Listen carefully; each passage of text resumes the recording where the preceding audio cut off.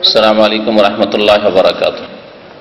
إن الحمد لله نحمده ونستعينه ونستغفره ونعوذ بالله من شرور أنفسنا ومن سيئات أعمالنا. من يهده الله فلا مضل له ومن يضلله فلا هادي له.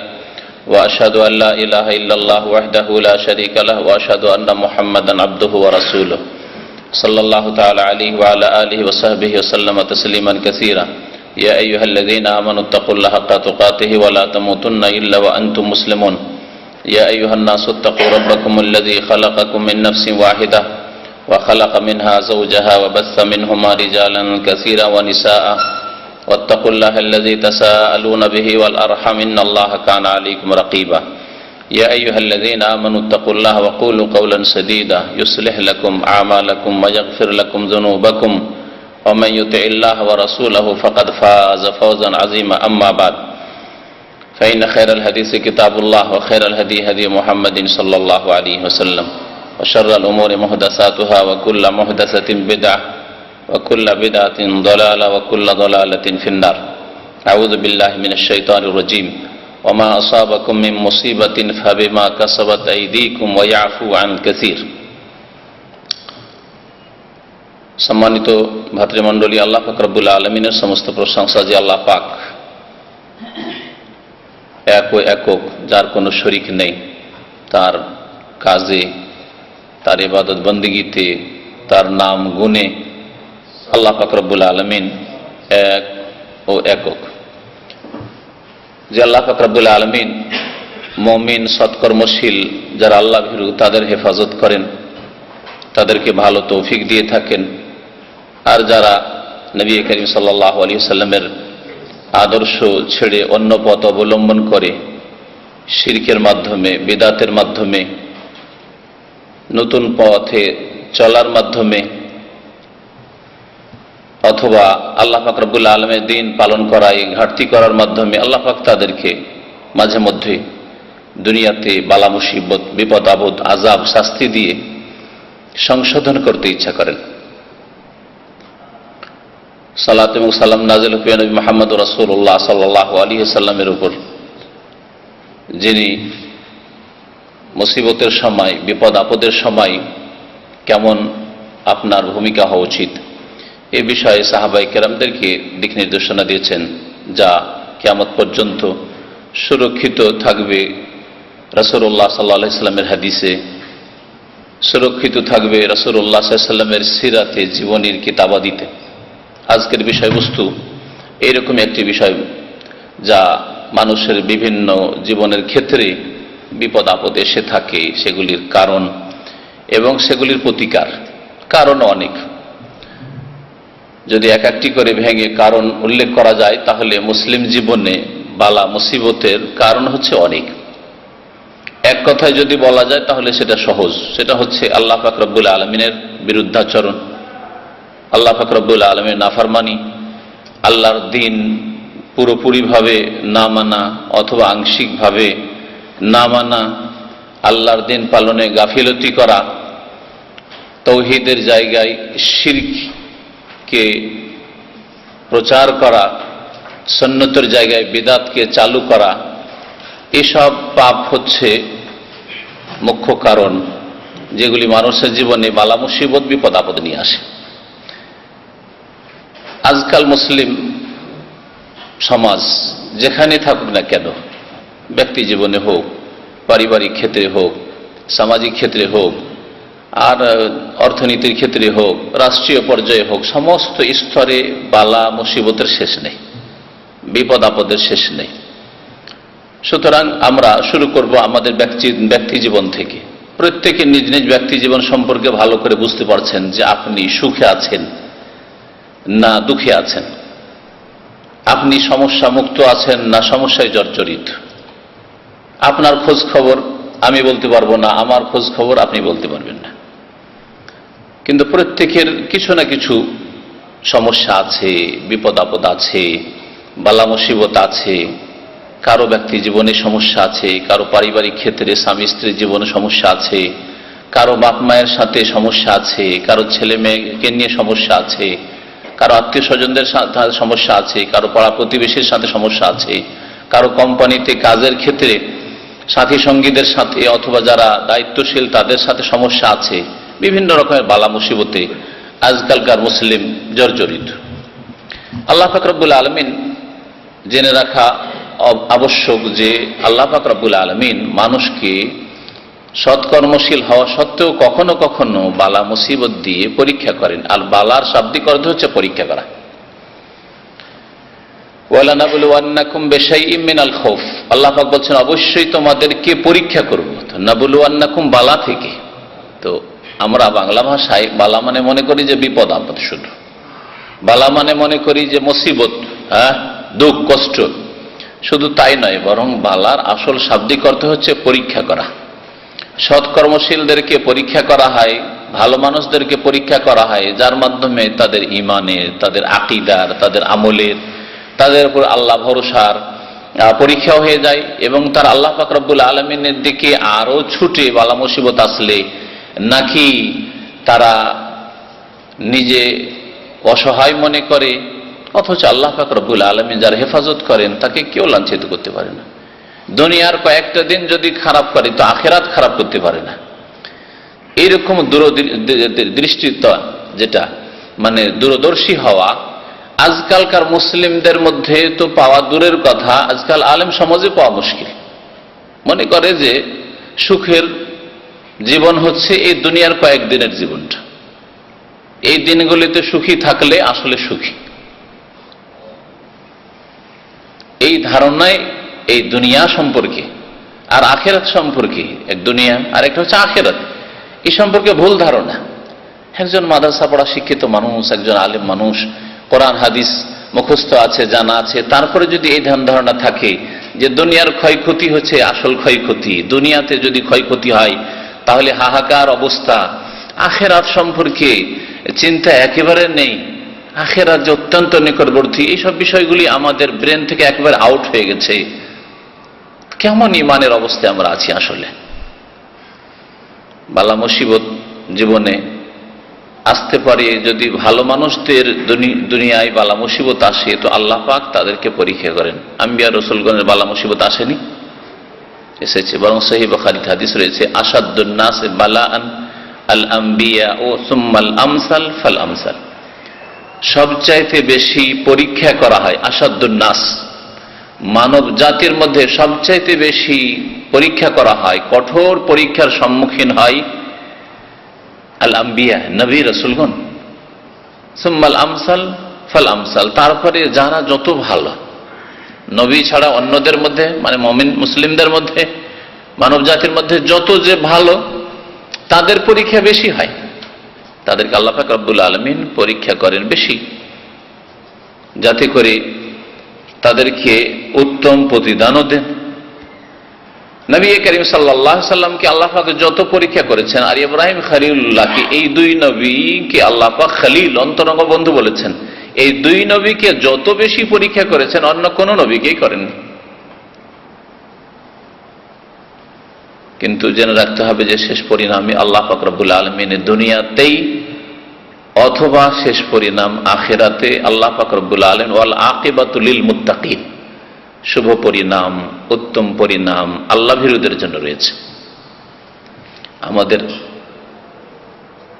অনেকের জানা আছে যারা নিয়মিত ইসলামের কথা শোনেন, যে সংক্ষিপ্ত খুতবায় অনেক আলেমরাই, অনেক বক্তরাই পড়ে থাকে আলহামদুলিল্লাহ রাব্বিল আলামিন ওয়াসসালাতু ওয়াসসালামু আলা রাসূলিল কারীম, তার আগে পড়ে ওয়াল আকিবাতু লিল মুত্তাকিন, অনেকে পড়ে, তাই না?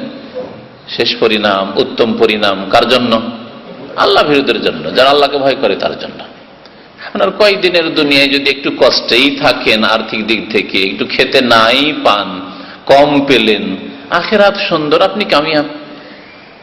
কিন্তু যারা ভোগ বিলাসের ধারণার বাইরে ভোগ বিলাসের জীবন যাপন করছে, তাদের এই দুনিয়া শেষ হইলেই তাদের সমাপ্তি, আযাব শুরু হইল, তাদের আরাম শেষ, তাদের আযাব আর শাস্তি শুরু হইল।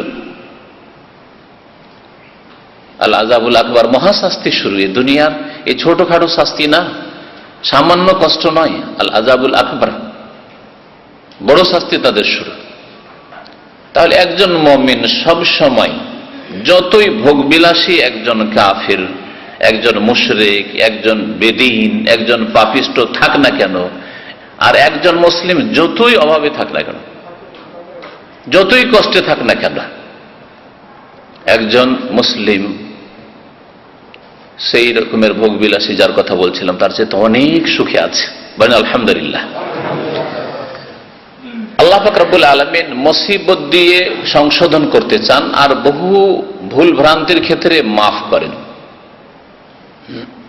বহু ভুল ভ্রান্তির ক্ষেত্রে আল্লাহ পাক রব্বুল আলামিন মাফ করে থাকেন। এটি হচ্ছে কোরআনে কারীমে আল্লাহ পাক রব্বুল আলামিন ঘোষণা। সূরা শুরার আয়াত নম্বর 30 এ আল্লাহ পাক রব্বুল আলামিন ইরশাদ করেছেন, ওয়ামা আসাবাকুম মিন মুসিবাহ, তোমাদের উপর যে কোনো মুসিবত আসুক না কেন, যে কোনো মুসিবত আসুক না কেন। আগে শুরুতে এই জন্য মুসিবত একটু আপনি যাতে করে বুঝতে পারেন বলে দিয়েছি যে ব্যক্তি জীবনের মুসিবত হতে পারে, মানসিক মুসিবত হতে, মানসিক চিন্তায় আছেন আপনি, পেরেশানিতে আছেন, শারীরিক সমস্যা হতে পারে, অসুস্থ আছেন, আরো বিভিন্ন রকমের সমস্যা হতে পারে। ওমা আসাবাকুম মিন মুসিবাহ, যে কোনো মুসিবত আসুক না কেন, কেন আসে আল্লাহ পাক বলেন ফাবিমা কাসাবাত আইদিকুম, তোমাদের কৃত কর্মের কারণে, তোমাদের হাতগুলি যে পাপ করেছে সেই কারণে। আল্লাহ বলছেন ফাবিমা কাসাবাত আইদিকুম, ইয়াদ মানে হচ্ছে হাত, আইদি তোমাদের হাত, তোমাদের অঙ্গ প্রত্যঙ্গ যে গুনাহ করেছে, অন্যায় করেছে, যার ফলে সব বালা মুসিবত এসেছে। আল্লাহ পাক বলছেন ওয়াইফু আন কাসীর, তবে আল্লাহ পাক বহু ক্ষেত্রে মাফ করেন, অনেক অনেক আল্লাহ পাক রব্বুল আলামিন মার্জনা করেন।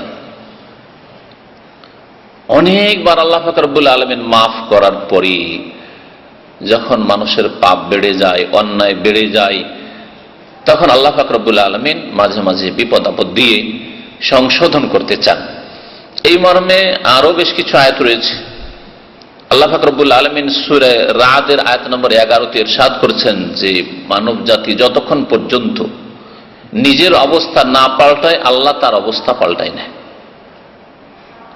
অবস্থা পাল্টানো দুই রকম হয়, এটা হচ্ছে ভালো থেকে মন্দর দিকে যাওয়া, এটা হচ্ছে মন্দ থেকে ভালোর দিকে আসা, দুটো হচ্ছে অবস্থা পাল্টানো। আল্লাহ পাক রব্বুল আলামিন কোন জাতির ভাগ্য খারাপ করেন না যদি তারা নিজেরা না খারাপ করে। অনেকে বলেন আমার ভাগ্যটা খারাপ, আমার নসিব খারাপ, জাতির নসিব খারাপ, দেশের অবস্থা খারাপ, আমাদের ভাগ্য ভালো না। আল্লাহ পাক রব্বুল আলামিনের নীতিমালা হচ্ছে যে আল্লাহ পাক যে নিয়ামত দান করেছেন তাতেই বহাল রাখেন, ছিনিয়ে নেন না, যতক্ষণ পর্যন্ত নিজের অবস্থা নিজেই পরিবর্তন না করে, ব্যক্তি হোক অথবা দল হোক, জাতি হোক। মহান আল্লাহ ইরশাদ করছেন, আয়াতটা লম্বা, তার ওই অংশটুকু শুধু বলছি যেটা আমার আলোচনার সাথে সম্পর্কিত। ইন্নাল্লাহ লা ইউগাইয়িরু মা বিকওমিন, কোন জাতির অবস্থা আল্লাহ পরিবর্তন করেন না, হাত্তা ইউগাইয়িরু মা বিআনফুসিহিম, যতক্ষণ পর্যন্ত তারা নিজেদের অবস্থার পরিবর্তন না করে। তাহলে যারা খারাপ অবস্থায় আছেন, শিরকে, বিদাতে, পাপে, বেনামাজি হয়ে, আধা নামাজি হয়ে, হারাম খাওয়ায়, হারাম উপার্জনে, বিভিন্ন পাপে ডুবে আছেন, আল্লাহ পাক অতক্ষণ পরিবর্তন করবেন না অবস্থার যতক্ষণ পর্যন্ত নিজের অবস্থার, নিজের আকীদা আমলের পরিবর্তন না ঘটাবেন। আকীদা আমলের পরিবর্তন ঘটান, আল্লাহ পাকের দিনের দিকে ফিরে আসেন, আল্লাহ পাক রব্বুল আলামিন রহমত নিয়ে ফিরে আসবেন।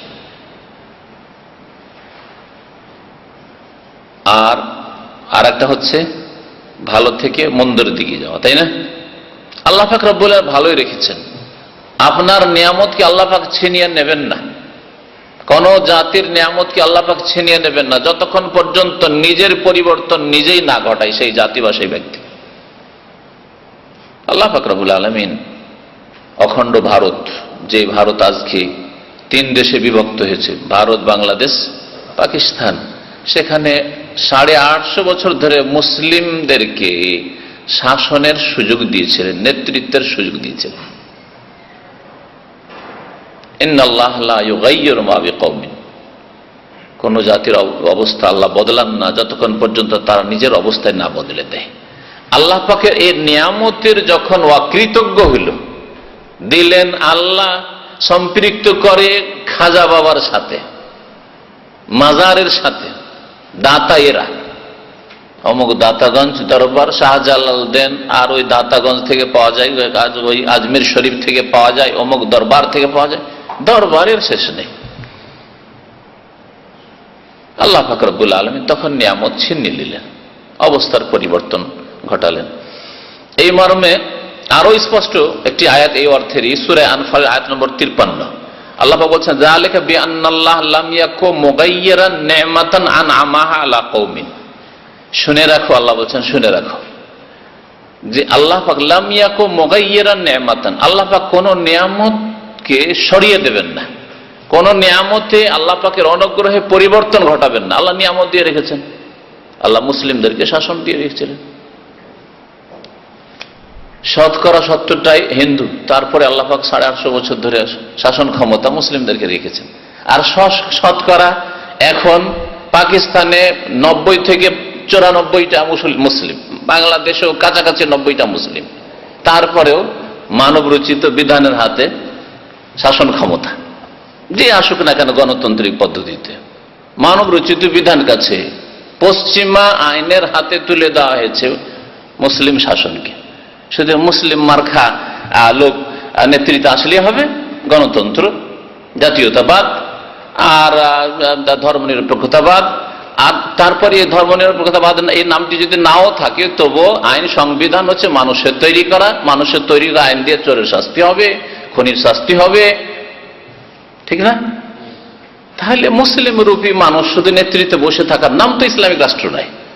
কিন্তু মোগল আমলে যে রাষ্ট্র ছিল সেটা ইসলামিক রাষ্ট্র ছিল, চোরের হাত কাটা হইতো, কিসাসের বাস্তবায়ন হতো ভারতে, শতকরা 70টা হিন্দু থাকা সত্ত্বেও এটা হইতো।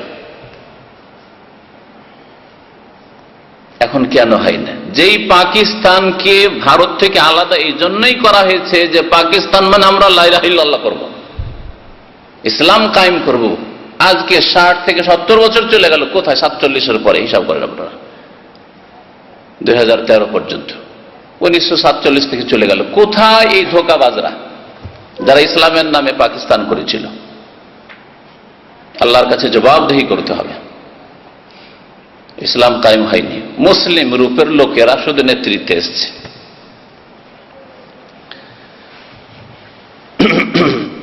আল্লাহ পাক রব্বুল আলামিন বলছেন যে শুনে রাখো যে আল্লাহ পাক রব্বুল আলামিন লাম ইয়াকু মুগায়্যিরান নি'মাতান, কোন নিয়ামতকে আল্লাহ বদলে দেবেন না, আনআমা আলা কওমিন, আনআমাহা আলা কওমিন, যে নিয়ামত আল্লাহ দান করেছেন কোন জাতিকে, হাত্তা ইউগায়্যিরু মা বিআনফুসিহিম, যতক্ষণ তারা নিজেদের পরিবর্তন নিজেই না করে। আমরা শুধু নেতৃত্বে যাব, আমরা ইসলামিক আইনের বাস্তবায়ন করব না। তাদের ভোগ বিলাস ছাড়া কোনো স্বপ্ন ছিল না। 1947 অন্তরে তাদের ইসলাম ছিল না। পশ্চিমা দেশ থেকে পড়াশোনা করে সব ব্যারিস্টার সেজে এসেছিল, আর মুসলিমদের রক্ত নিয়ে খেলা করেছিল, আর পাকিস্তান নামে একটা দেশ জন্মিয়েছিল। উদ্দেশ্য ছিল যে আমরা মুসলিমরা রাজত্ব করব, প্রধানমন্ত্রী রাষ্ট্রপতি হব মুসলিমরা। আইন কোথাকার? ও পশ্চিমা ইহুদি নাসারাদের। যখন তাদের অন্তরের অবস্থা তারা পাল্টিয়ে দিয়েছে, তাদের কর্মের অবস্থা পাল্টিয়ে দিয়েছে, আল্লাহ পাকের নিয়ামত ছিনিয়ে নিয়েছে। আর মানুষের তৈরি করা বিধান মানুষের উপর যখন চলে, তখন যে মুসিবত আল্লাহ পাকের আযাব গজব আসে, তা আসছে, তা দেখতে পাচ্ছেন। ভারতের অবস্থা থেকে পাকিস্তানের অবস্থা ভিন্ন নয়, মোটেই না। বাংলাদেশের অবস্থা মোটেই ভিন্ন না ভারত থেকে, একই রকমের অবস্থা। বড় মসজিদে মানুষ খুন করা হয়, এগুলো মুসলিম দেশে বেশি হয়, যেগুলো দেশে না মুসলিম দেশ।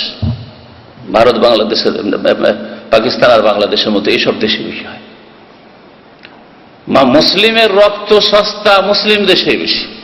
পাকিস্তান, বাংলাদেশে মুসলিমের রক্ত বেশি সস্তা, মুসলিম মুসলিমকে খুন করে। ভারতে যদি খুন হয়, এক কাফের হাতে, এক হিন্দুর হাতে যদি একজন মুসলিম খুন হয়, সেটা হইতে পারে। কিন্তু মুসলিম মুসলিমের হাতে খুন হয়, মুসলিম মুসলিম রক্তের পিপাসু, এটা আল্লাহ পাকের উপর বড় আযাব। মুসলিম হওয়া সত্ত্বেও, আর তাও শতকরা 90 জন মুসলিম হওয়া সত্ত্বেও আল্লাহর দিন চাই না আমরা। আল্লাহ পাকের আযাব এসছে মুসলিম জীবনে। ওমা আসাবাকুম মুসিবাতিন, যে কোনো মুসিবত আসে ফাবিমা কাসাবাত আইদিকুম, তোমাদের কৃত কর্মের কারণে। ওয়া ইয়াফু আন কাসীর, আল্লাহ বহু মাফ করে থাকেন। আল্লাহ অনেক মাফ করেছেন, অনেক মাফ করেছেন, না হলে কিছুই রাখতেন, আল্লাহ পাক রব্বুল আলামিন ধ্বংস করে দিতেন। মা তারাকা আলা যাহরিহা মিন দাব্বা, আল্লাহ বলছেন যে মানুষকে যদি প্রত্যেকটি গুনাহ আর অন্যায়ের জন্য ধরতাম তো এই ভূপৃষ্ঠে আমি একটি প্রাণী পর্যন্ত রাখতাম না।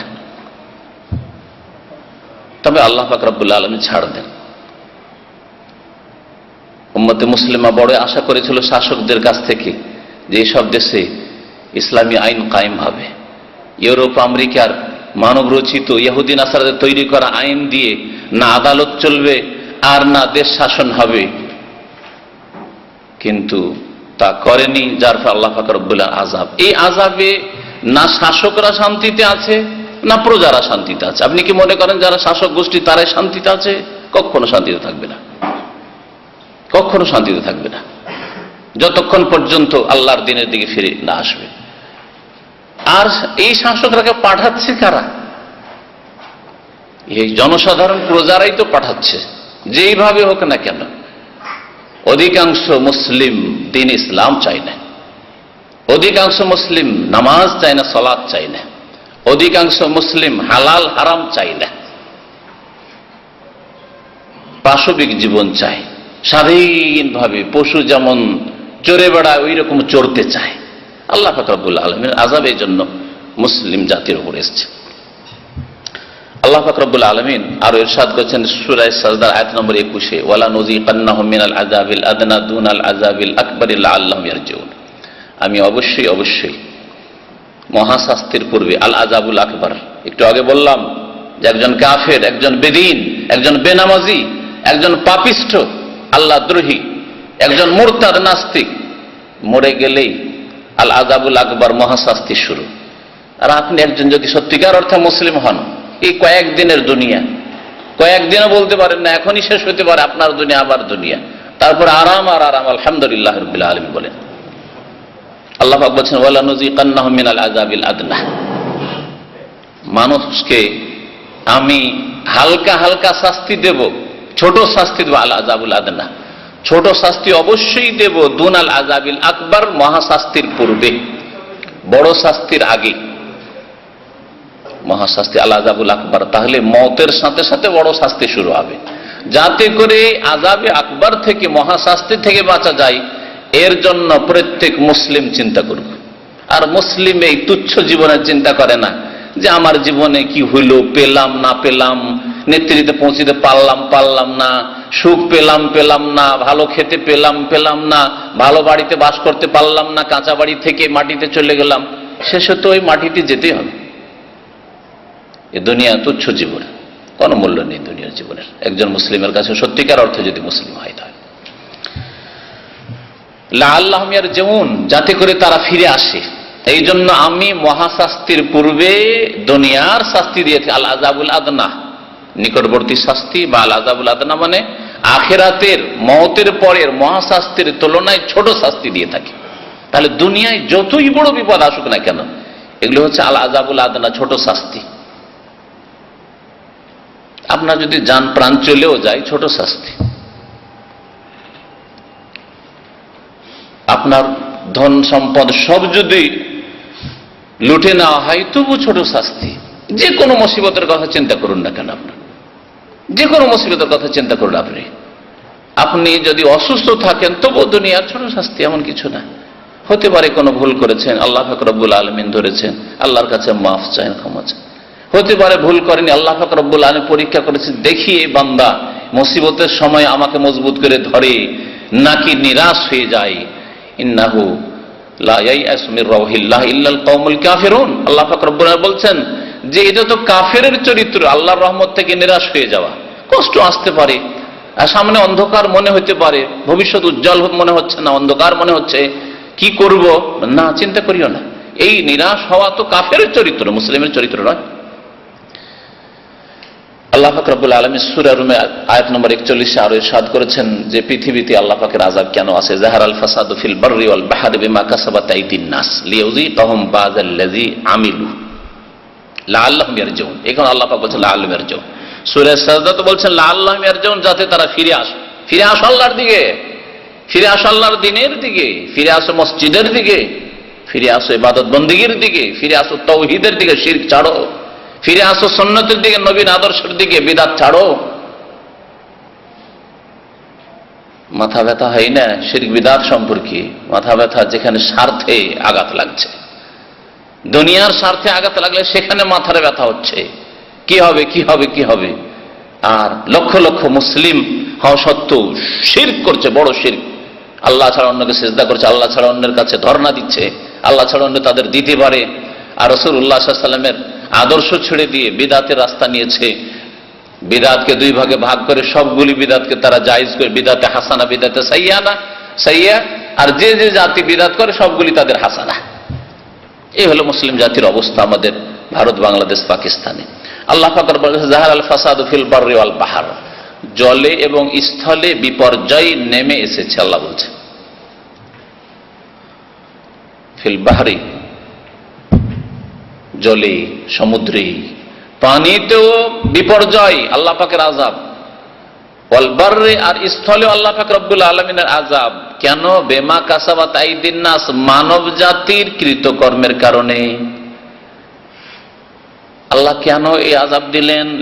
লিইউযীকাহুম বা'দাল্লাযী আমিলু, তারা যে পাপগুলি করেছে তার কিছু পাপের শাস্তি দেওয়ার উদ্দেশ্যে। আল্লাহ বলছেন সব পাপের শাস্তি আমি দিই না, তাই আল্লাহ বলছেন লিইউযীকাহুম বা'দাল্লাযী, বা'দ মানে কিছু, বা'দাল্লাযী আমিলু, যেসব পাপ করেছে তারা তার কিছু পাপের শাস্তি দিতে চায়। লাআল্লাহুম ইয়ারজিউন, যাতে করে ফিরে আসে, কমপক্ষে ব্যক্তি জীবনে ইসলামের দিকে ফিরে আসুক। আজকাল আমাদের দেশের মুসলিমরা ব্যক্তি জীবনে কমপক্ষে কবর মাজার পূজা ছেড়ে, শিরক ছেড়ে, তাবিজ তোমার আর বালা এসবের রাস্তা ছেড়ে, পীর ছেড়ে তাওহীদের দিকে যদি ফিরে আসে, বিদআত ছেড়ে দিয়ে যদি সুন্নতের দিকে ফিরে আসে, এতে কোনো জালেম শাসকও বাধা দিতে যাবে না।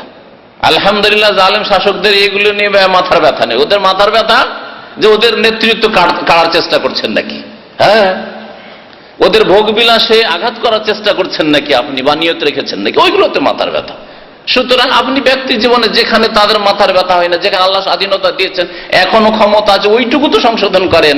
এইটুকু সংশোধন করার তৌফিক হলো না। মাজারগুলি গণনা করলে একটা ছোট্ট দেশে লাখের অনেক বেশি মাজার হবে। হ্যাঁ, বিদআতের আস্থানা, খানকা, শিরক বিদআতের যেখানে তালিম, সেগুলির সংখ্যার অভাব নেই। এগুলি থেকে তো ফিরে আসেন, কোরআন সুন্নাহ শিখেন, সরাসরি কোরআন হাদিস থেকে ইসলাম নেওয়ার তো চেষ্টা করেন।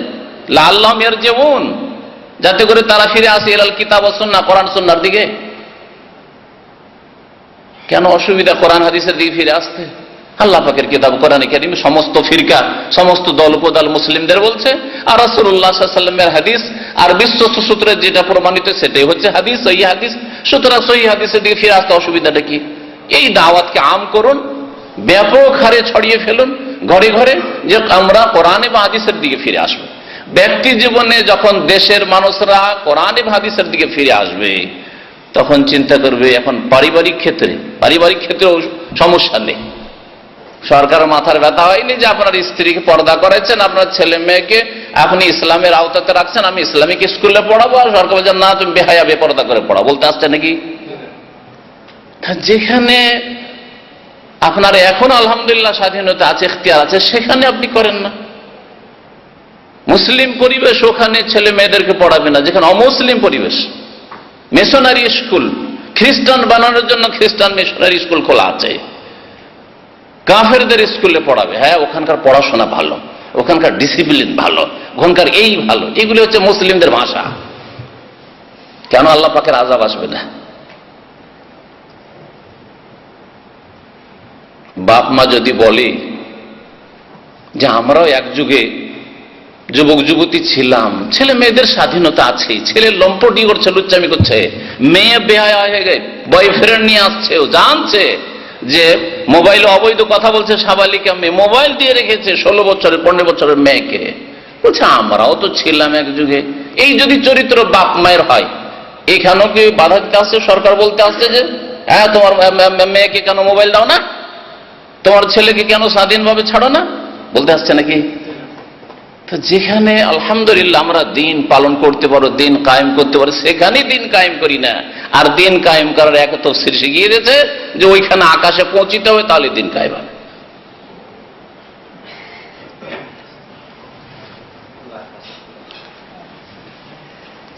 আল্লাহ পাক রব্বুল আলামিন বলছেন লিইউযীকাহুম বা'যাল্লাযী আমিলু, যা কিছু তোমরা পাপ করছো তার কিছুর শাস্তি আমি দিতে চাই।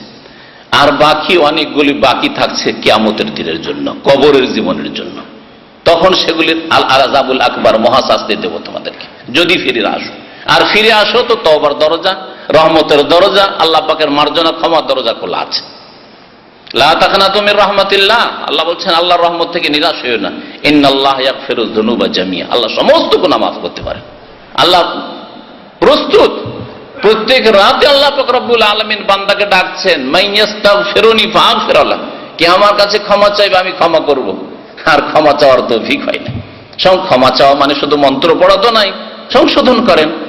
আমার আলহামদুলিল্লাহ আমার রাজত্ব আমার ওপর আর আমার ছেলে মেয়ের ওপর আছে, সুতরাং আমার ব্যক্তি জীবনে আমি ফজর নামাজ ছাড়বো না, আমি নিজের উপর ইসলামিক রাজত্ব কায়েম করি।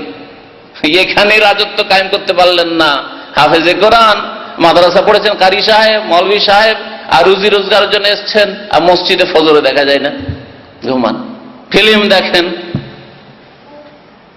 ভালো মুসলিম হাজী সাহেবের ছেলে নামাজ পড়েন আর পাপ করেন, নামাজ পড়েন খেয়াল খুশি, নিজের নফসের উপর, নিজের ব্যক্তি জীবনের উপর ইসলামিক রাজত্ব কায়েম করতে পারলেন না। নিজের পারিবারিক জীবনে ইসলামিক রাজত্ব কায়েম করতে পারলেন না, যেখানে গ্রামের কোন লোক বলতে আসবে না যে তোমার স্ত্রীকে কেন বোরকা পরাচ্ছ, তোমার মেয়েটাকে কেন অমুক জায়গায় পড়াশোনা ভালো হচ্ছে, যেখানে সহশিক্ষা ওখানে কেন পড়া, কে বলতে আসবে? আমার মেয়েকে সহশিক্ষায় পড়াবো না, আমার মেয়ের 16 বছর 15 বছর বয়স হয়েছে, আমি বিয়ে দেবো, নাই পড়া বন্ধ করব। কেউ কিছু আপত্তি করতে আসবে না? আপনার সাথে ঝগড়া বিবাদ করতে আসবে নাকি আপনাকে অ্যারেস্ট করে ধরে নেওয়া কোনো শক্তি আছে? আলহামদুলিল্লাহ এখন নেই, অমুসলিম দেশগুলিতেও নেই। আর যদি থাকে সেখানে বরদাস্ত করতে হবে। আল্লাহ পাকের জন্য ধৈর্য ধারণ করতে বলেছেন। সূরা বনী ইসরাঈল আয়াত নম্বর 8 আল্লাহ পাক রব্বুল আলামিন ইরশাদ করেছেন, আসা রাব্বুকুম আইয়ারহামাকুম, আল্লাহ পাক তোমাদের উপর দয়া করতে চান। আল্লাহু আকবার। আসা রাব্বুকুম আইয়ারহামাকুম, আল্লাহ পাক তোমাদের উপর দয়া করতে চান। আল্লাহ গজব দিতে চান না, আল্লাহ মুসিবত দিতে চান না, আল্লাহ ধ্বংস করতে চান না। আসা রাব্বুকুম আইয়ারহামাকুম, আল্লাহ পাক তোমাদের উপর শীঘ্রই দয়া করতে চান। ওয়াইন উদ্তুম উদনা, তোমরা যদি ফিরে আসো তো আমি ফিরে আসব। তোমরা যদি সংশোধন করে ফিরে আসো, তওবা করে ফিরে আসো, তোমরা যদি ভালো হয়ে ফিরে আসো, কোরআন হাদিসের দিকে ফিরে আসো, ইসলামী জীবন বিধানের দিকে ফিরে আসো, উদনা, আমি রহমত নিয়ে তোমাদের কাছে ফিরে আসব, দয়া নিয়ে ফিরে আসব, কল্যাণ নিয়ে ফিরে আসব, তোমাদের জীবনকে সুন্দর করে দেব। ওয়াইন উদ্তুম উদনা, একটি কথা শুধু, ওয়াইন উদ্তুম উদনা, ফিরে আসো, আল্লাহ ফিরে আসবে। ব্যক্তি জীবন থেকে শুরু করেন, বড় বড় স্বপ্ন না দেখে। ব্যক্তি জীবনে আমরা মুসলিম হতে পারিনি, নিজের ওপর ইসলাম কায়েম করতে পারি। মক্কার একজন বড় শাইখ অত্যন্ত বিরুদ্ধ হয়ে গেছেন। ইসলামী জীবন পদ্ধতি যে বাংলা অনুবাদ আমি করেছি, যে বইটি তৌজিহাত ইসলামিয়া, তার লেখক মোহাম্মদ বিন জামিল জাইনু। তো তিনি উল্লেখ করেছেন তার একটি কিতাবে যে আকিমু দাওলাত আল ইসলাম ফি নুফুসিকুম, তোমরা তোমাদের ব্যক্তি জীবনের উপর ইসলামিক রাষ্ট্র কায়েম করো। তোকাম লাকুম ফি আরদিকুম, তাহলে তোমাদের দেশে ইসলামিক রাষ্ট্র অটোমেটিকলি কায়েম হয়ে যাবে। আমরা যদি সকলে এক এক করে ধীরে ধীরে আমরা ঠিক হইলাম, আমার পরিবার ঠিক করলাম, আমার পরিবার ঠিক করলে এখন আমার বংশধর, আমার বংশ ঠিক হচ্ছে, আমার শ্বশুর বংশ, আমার শ্বশুর বংশকে অনেকটা ই করেছে, আমার এখন মামা বংশ, আমার বাবার শ্বশুর বংশ, দাদা আত্মীয় স্বজন, এইভাবে আমার গ্রামবাসী, এলাকাবাসী, এইভাবে যদি আমরা নিজেদের উপর ইসলামিক রাষ্ট্র কায়েম করে ফেলি তো দেশে এমনিতে ইসলামিক রাষ্ট্র কায়েম হয়ে যাবে। ইলেকশনের সময় আসবে, পাপিষ্টকে একটিও ভোট দিতে কেউ যাবে না, যাবে যদি ওই ভোট দেওয়ার ওই যে ওখানে কোনো লাইনই না থাকে তো সারা বিশ্ব দেখতে পাবে যে লোক ভোটই দিতে চায় না এদেরকে। কেমন এসব নেতা যে এদেরকে ভোটই দিতে চায় না কেউ, সব অযোগ্য, দেশবাসীর কাছে সব অযোগ্য। হবে না? হবে না? কিন্তু লাইন তো দেখেছেন, এত যে বলছে যে দুর্নীতি হচ্ছে, জালিয়াতি হচ্ছে, এ হচ্ছে সে হচ্ছে, তারপর লাইন তো মাশাআল্লাহ। তারপরে আরো দুঃখের বিষয় মহিলাদের লাইন আরো বেশি। মহিলাদেরকে ভোট দিতে হবে, হ্যাঁ ভোট দিতে হবে। কাকে ভোট দিচ্ছি, কি করছি? আরে ভোট দেওয়া গণতান্ত্রিক পদ্ধতি ইসলামে আছে না নেই? যে ভোট আল্লাহর ওলি আর শয়তানের ওলি দুটোরই মূল্য সমান তাদের কাছে।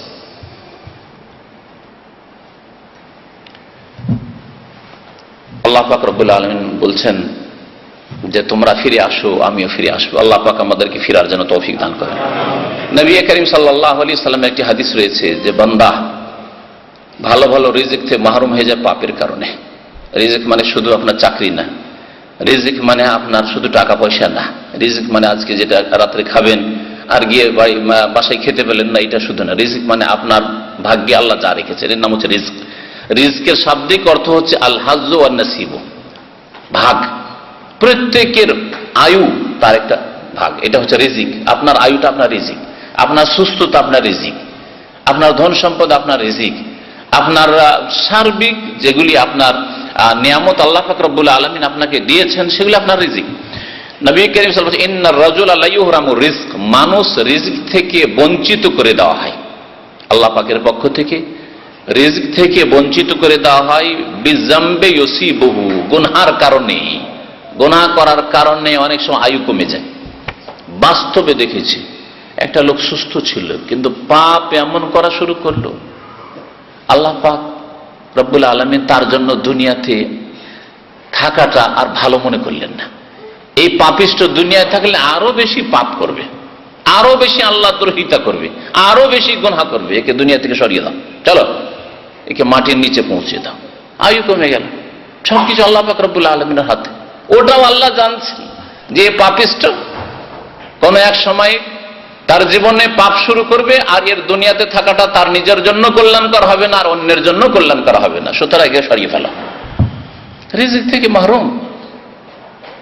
আল্লাহ পাকের ইলমে অনেক লোকের ক্ষেত্রে এটা আছে যে সেই ব্যক্তি ভালো পথে যখন থাকলো আল্লাহ পাক তার রিজিকে বরকত দিলেন।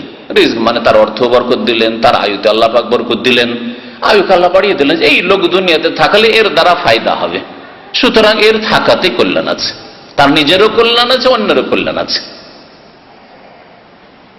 পাপ করলে মানুষের রিজিক আল্লাহ পাক ছিনিয়ে নেন, নবী করিম সাল্লাল্লাহু আলাইহি ওয়াসাল্লামের এই হাদিস প্রমাণ করে। এই দুনিয়ার বালা মুসিবত সম্পর্কে ওলামারা বলেছেন যে বালা মুসিবত হচ্ছে তিক্ত ঔষধের মতো। দুনিয়াতে যে বালা মুসিবত আসে এটা কিরকম? তিক্ত ঔষধ। যে ওষুধ গিলতে কষ্ট লাগে, জিভাতে দিতে কষ্ট লাগে, তারপরেও রোগী খায়, ঠিক না? আর রোগী যদি অবুঝ হয় তাহলে জবরদস্তি খাওয়ানো হয়। ছোট বাচ্চা সিরাপ খেতে চায় না, এত তিতা সিরাপ, খারাপ লাগে, এমনকি বমিও করে দেয়, তারপর মুখটাকে জবরদস্তি, মা বাবা একা পারছে না। আপনারা করেছেন কিনা? আমি তো করেছি। বাচ্চাকে ওষুধ খাবো, খাবে না, একা ওর মা পারছে না, ধরো, কেউ পা ধরলো, কেউ হাত ধরলো, কেউ মুখ চেপে ধরলো, দুইজন তিনজন ধরে জবরদস্তি ওষুধ খাওয়াচ্ছেন। কেন? ওই বাচ্চার কল্যাণের জন্য। আপনার বুড়ো আব্বা আম্মা যদি বলে আমি ওষুধ খাবো না, মরে যাবো, ওষুধ খাবো না, মরে যাবো কিন্তু আমি অপারেশন করবো না। বুড়োগুলো আবার অপারেশনকে খুব ভয় করে। আগের মানুষ তো অপারেশন, আজকালকার মানুষ তো ভয় করে না। তো অপারেশন করবো না, জবরদস্তি করে টাকাও খরচ করছেন, আবার অস্ত্র পাচার করেছেন, নিজের শরীর জখমও করেছেন। হ্যাঁ, এমনি কেউ জখম করুক তো, হতে দিবেন জখম? কিন্তু শখ করে টাকা দিয়ে শরীর জখম করে পেট ফেড়ে আসছেন। তো তিক্ত ঔষধের মতো হচ্ছে মানুষের জীবনে বালা মুসিবত। আর রোগটা কি? ঔষধ হইল বালা মুসিবত, তাহলে রোগ কি? চিন্তা করেন তো একটু, রোগটা কি? যে রোগ আল্লাহ সারাতে চান, রোগ হচ্ছে পাপ। মাশাআল্লাহ, তাহলে আলোচনা বুঝেছেন। মানুষের রোগ হচ্ছে কি? পাপ, গুনাহ। শিরক থেকে শুরু করে যতগুলি গুনাহ আছে, আল্লাহর হকের ক্ষেত্রে হোক আর মানুষের হকের ক্ষেত্রে হোক, ব্যক্তি জীবনে হোক আর অন্য কোনো ক্ষেত্রে হোক, রুজি রোজগারের ক্ষেত্রে হোক, নামাজের ক্ষেত্রে হোক, নামাজ ছাড়ছেন না, এটা রোগ। আপনার হিংসা আপনার রোগ, বেদিনী বেধর্মিতা আপনার রোগ।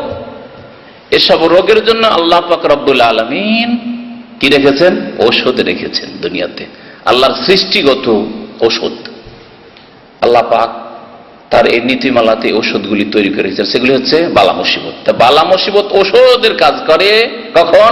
রোগের ক্ষেত্রে। যেমন রোগের ক্ষেত্রে ঔষধ খেলে রোগের নিরাময় হয়, মানুষ সুস্থ হয়, ঠিক তেমনি মানুষের জীবনে, মুসলিম জীবনে বালা মুসিবতের ঔষধ যখন আসে, বালা মুসিবত বরদাস্ত করতে বড়ই কষ্ট লাগে, লাগে না? কষ্ট তো লাগে। অ্যাক্সিডেন্ট হইলো, হাত পা ভেঙে গেল, অচল, হাসপাতালে পড়ে 2-4 মাস পড়ে থাকলেন, বিভিন্ন বালা মুসিবত, হ্যাঁ, ঔষধ কষ্ট লাগে, কিন্তু এর মাধ্যমে আপনার রোগের নিরাময় হয় যদি আপনি সত্যিকার অন্তরে মুসলিম হন আর আল্লাহ পাকের আযাবকে বুঝেন, আল্লাহ পাকের বালা মুসিবতকে বুঝেন, তো আপনি সংশোধন করবেন। আর যেই ব্যক্তি বেদিন, যার আল্লাহ সম্পর্কে সব খেয়াল নেই, বালা মুসিবত মানে প্রাকৃতিক ব্যাপার, মানুষ সুস্থ হয়, অসুস্থ হয়, বালা মুসিবত আসে, রাস্তায় চললে দুর্ঘটনা হবে, হ্যাঁ, এক জায়গায় বসবাস করলে ভাই ভাই ঝগড়া হইতে পারে, হ্যাঁ, বাপ মায়ের সাথে থাকলে স্বাভাবিক সবার হয়, হবে। এইগুলি ব্যাখ্যা শুধু তাদের। বাপ মার সাথে মনোমালিন্য হইল, চিন্তা করতে হবে যে আমি কোন গুনাহটা করেছি, সেই গুনাহগুলির জন্যই আযাব আমার উপর, বালা মুসিবত। কিন্তু না, যারা বেদিন অমুসলিম যেমন ব্যাখ্যা করে, যেমন বললাম, ঠিক তেমনি আজকালকার দুনিয়ামুখী মুসলিমরাও সবকিছু এগুলো হয়ে থাকে। আমার পাপের কারণে হইল, আমার পাপগুলি হচ্ছে রোগ, আর সেই রোগের চিকিৎসা আল্লাহ পাক এই বালা মুসিবত দিয়েছেন, এই কথা চিন্তা করে না।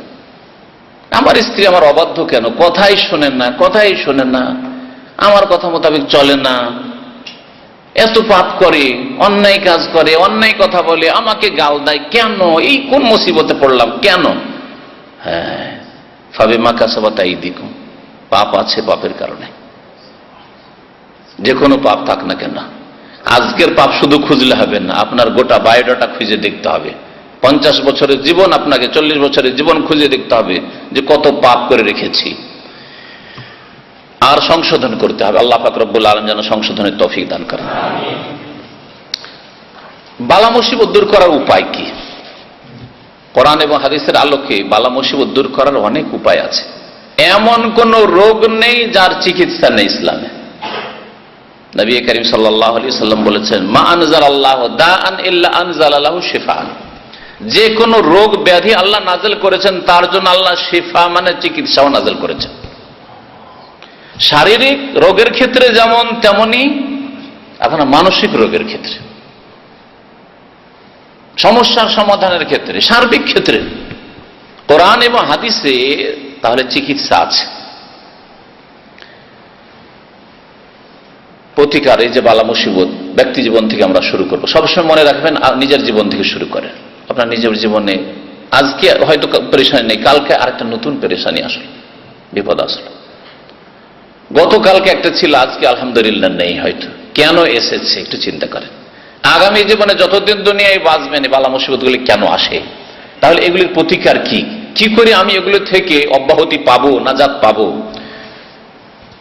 মুসলিম জীবনের কথা যেহেতু আলোচনা হচ্ছে, আমরা মুসলিম আলহামদুলিল্লাহ, সুতরাং মুসলিম জীবনে তাকওয়া অর্জন করতে হবে, আল্লাহ ভীরুতা, গুনাহ থেকে বেঁচে থাকার মতো শক্তি, গুনাহকে গুনাহ মনে করার মতো অনুভূতি, এগুলি লাগবে।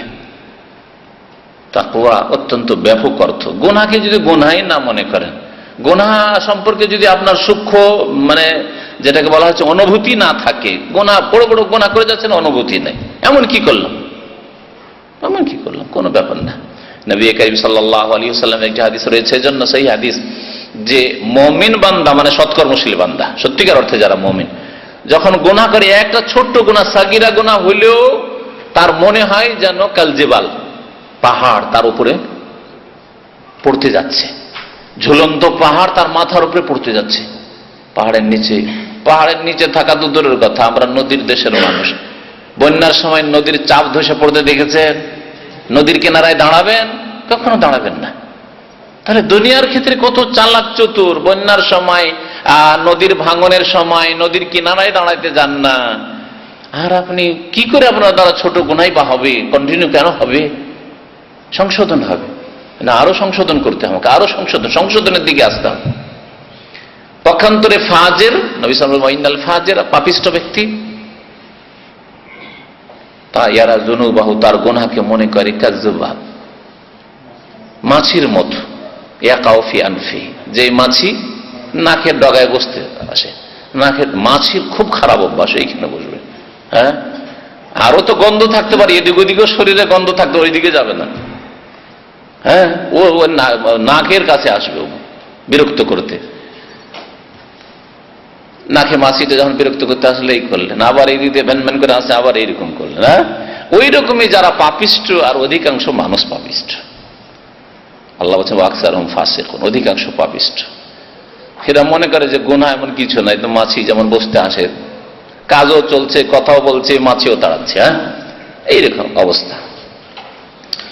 তো সূক্ষ্ম অনুভূতি লাগবে, আল্লাহ ভীরুতা অর্জন করতে হবে, তাকওয়া। তাকওয়া আর বিভিন্ন সংজ্ঞা বলা হয়েছে। একটি সংজ্ঞা বলি তাকওয়া সম্পর্কে, ওলামারা বলছেন ফেলুম আওয়ামিরিল্লাহ, আল্লাহ যা নির্দেশ দান করেছেন তা পালন করা। আল্লাহ পাকের নির্দেশ, দৈনিক সকাল হলে আল্লাহ পাকের কি নির্দেশ শুরু হয়? শুরু করেন সকাল থেকে। যেমনই ঘুম ভাঙলো, আল্লাহ পাকের নির্দেশ হচ্ছে ওযু করো, ফজর নামাজ পড়ো, তাই না? ওখান থেকে শুরু করে। হালাল খাও, কুলু মিনাত তাইয়্যিবাত, হালাল উপার্জন করো, হারাম উপার্জন করিও না। সকালবেলা ডিউটি যাচ্ছেন বা ব্যবসায় যাচ্ছেন, ব্যবসা হারাম। হ্যাঁ, এই নাফরমানি শুরু হলো। ওয়াজতানাবু মাসি, আল্লাহ পাকের নাফরমানি, বিরুদ্ধাচরণ থেকে বেঁচে থাকা, প্রকাশ্য হোক অথবা গোপনীয়। অনেক সময় প্রকাশ্য গুনাহ থেকে বেঁচে আছেন, কিন্তু আভ্যন্তরীণ গুনাহ অনেক আছে। আর এগুলো মুসল্লি টাইপের লোকদের মধ্যে বেশি দেখা যায়। পাপিষ্ঠদের মধ্যে আছে, কিন্তু ওদের তো বাহ্যিক জীবনে পাপ দেখা যাচ্ছে, সেজন্য তাদের কথা আর কি বলবেন। ওপরেই যখন এত পাপ, তো ভিতরে তো থাকতেই পারে। কিন্তু যাদের মাশাআল্লাহ শাকল সুরাত, দাড়ি আছে, নামাজ আছে, সকালবেলা প্রমাণ করে দিল যে আমি নামাজি, হ্যাঁ, আর তারপরে হালাল রিজিক খাচ্ছে, কিন্তু ভিতরে পাপ ভরা আছে, হিংসার পাপ, বরদাস্তই করতে পারে না। কেউ যদি উন্নতি করে, কার উন্নতি বরদাস্ত হয় না, অথচ সেও আলেমউদ্দিন আর একজন আলেমউদ্দিন। তো সেও ওই সহি আকীদায় বিশ্বাসী, আর যার হিংসা করছে সেও সহি আকীদায় বিশ্বাসী। না আকীদাই পার্থক্য আছে, না ইলম কালামের অস্বীকার আছে যে আলেম নয় জাহেল, তাও নয়, তারপরেও হিংসা মুক্ত হইতে পারে না। এই পাপগুলি আল্লাহ ধরবেন না, ধরবেন না। ওমা আসাবাকুম মুসিবা, এই মুসিবত এই জন্যই হিংসা মুক্ত হইতে পারল না। অহংকার মুক্ত হইল না। অহংকার বাহ্যিক হয়তো দেখা যায় না, সকালে ফজর নামাজ পড়লো, আর বাকি সারাদিন তো দেখা যাচ্ছে যে বাহ্যিক তো না ফিল্ম দেখে, না খারাপ কিছু করে, না হারাম খায়, কিন্তু দেখা যাচ্ছে অন্তরে অহংকার ভরা আছে। আল্লাহ পাক রব্বুল আলামিন অন্তর সম্পর্কে ভালো করেই জানেন, তার অন্তরে অহংকার ভরা আছে। সুতরাং আল্লাহ পাক রব্বুল আলামিন ছেড়ে দেবেন না অন্তরের পাপকে। তাহলে তাকওয়া শুধু এই নয় যে বাহ্যিক দু চারটা ভালো কাজ করছেন আর তাকওয়া হয়ে গেল। বাহ্যিক কাজ যেমন লাগবে, তেমন আভ্যন্তরীণ অবস্থা ভালো হইতে হবে। এবং মুরাকাবাতুল্লাহ ফিস সিররি ওয়াল আলান, আপনি মানুষের সামনে থাকেন আর নির্জনে একাকী থাকেন, সব সময় আল্লাহ সম্পর্কে খেয়াল রাখা যে আল্লাহ দেখছেন, আল্লাহ জানছেন, আল্লাহ শুনছেন। এ হচ্ছে তাকওয়া। আল্লাহ দেখছেন, জানছেন, শুনছেন, এইগুলি কথা যখন মনে থাকবে, যতই বড় পাপের সুযোগ পান, পাপ করতে পারবেন? কখনো করতে পারবেন না। চুরি, বেঈমানি, আত্মসাৎ, জেনা, ব্যভিচার, যা কিছু হোক না কেন, কেউ ধরতে পারবে না, কিন্তু রব ধরতে পারবে। রব দেখছেন, রব শুনছেন, রব জানছেন। আল্লাহ ভীরুতা আমাদেরকে নিয়ে আসতে হবে। যত বেশি আল্লাহকে ভয় করবেন, অন্তর পাপ থেকে পাক হয়ে যাবে। অন্তর পাপ থেকে, গুনাহ থেকে যখন পাক হয়ে যাবে, তখন অঙ্গ প্রত্যঙ্গ, জবান, ভাষা, কথাও পাপ থেকে পাক হবে, আর ফরজ ওয়াজিব সুন্দরভাবে আদায় হবে। আর অন্তরের সবচাইতে ভালো কাজ হচ্ছে আল্লাহর প্রতি ঈমান, আল্লাহর প্রতি আস্থা ভরসা, আল্লাহর প্রতি বিশ্বাসের মতো বিশ্বাস। আল্লাহ পাক রব্বুল আলামিনের সামনে দাঁড়াতে হবে, জবাবদিহি করতে হবে। আল্লাহ পাক সূরা তালাকের আয়াত নম্বর 2 ইরশাদ করেছেন, ওয়া মান ইয়াত্তাকিল্লাহ ইয়াজআল লাহু মাখরাজা, যারা আল্লাহকে ভয় করে আল্লাহ তার রাস্তা অবশ্যই বের করবেন। আল্লাহকে যদি ভয় করেন, আপনি তাকওয়া অর্জন করেন, তো আল্লাহ অবশ্যই কি করবেন? মাখরাজ। আজকালকার সৌদি আরবের বিল্ডিং গুলোতে এক্সিটের পাশাপাশি আরবিতে মাখরাজ লেখা থাকে, দেখেছেন? হসপিটালে চলে যান, দেখবেন এক্সিট মাখরাজ, এক্সিট মানে মাখরাজ। আপনি আল্লাহকে ভয় করেন, আল্লাহ আপনার জন্য মাখরাজ, এক্সিট অবশ্যই বের করবেন। আপনার সমস্যা থেকে, আপনার বিপদ থেকে, আপনার বালা মুসিবত থেকে, আপনার যে কোনো রকমের ঝুঁকি থেকে, টেনশন থেকে আল্লাহ আপনার রাস্তা অবশ্যই বের করে দেবেন।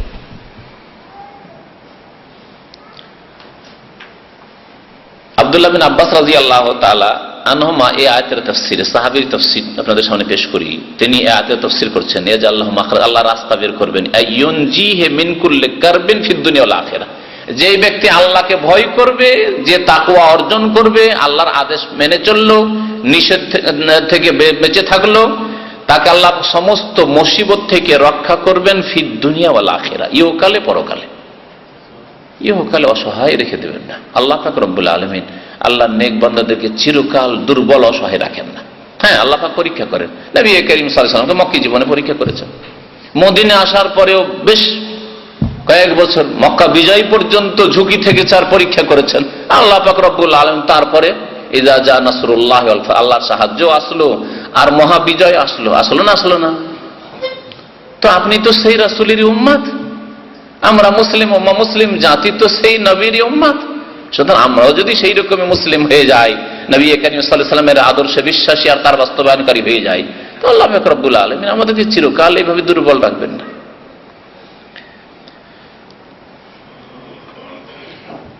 আল্লাহ পাক রব্বুল আলামিন সূরা আলে ইমরান আয়াত নম্বর 120 এ ইরশাদ করেছেন, ওয়া ইন তাসবিরু ওয়া তাত্তাকু লা ইয়াদুররুকুম কাইদুহুম শাইআ।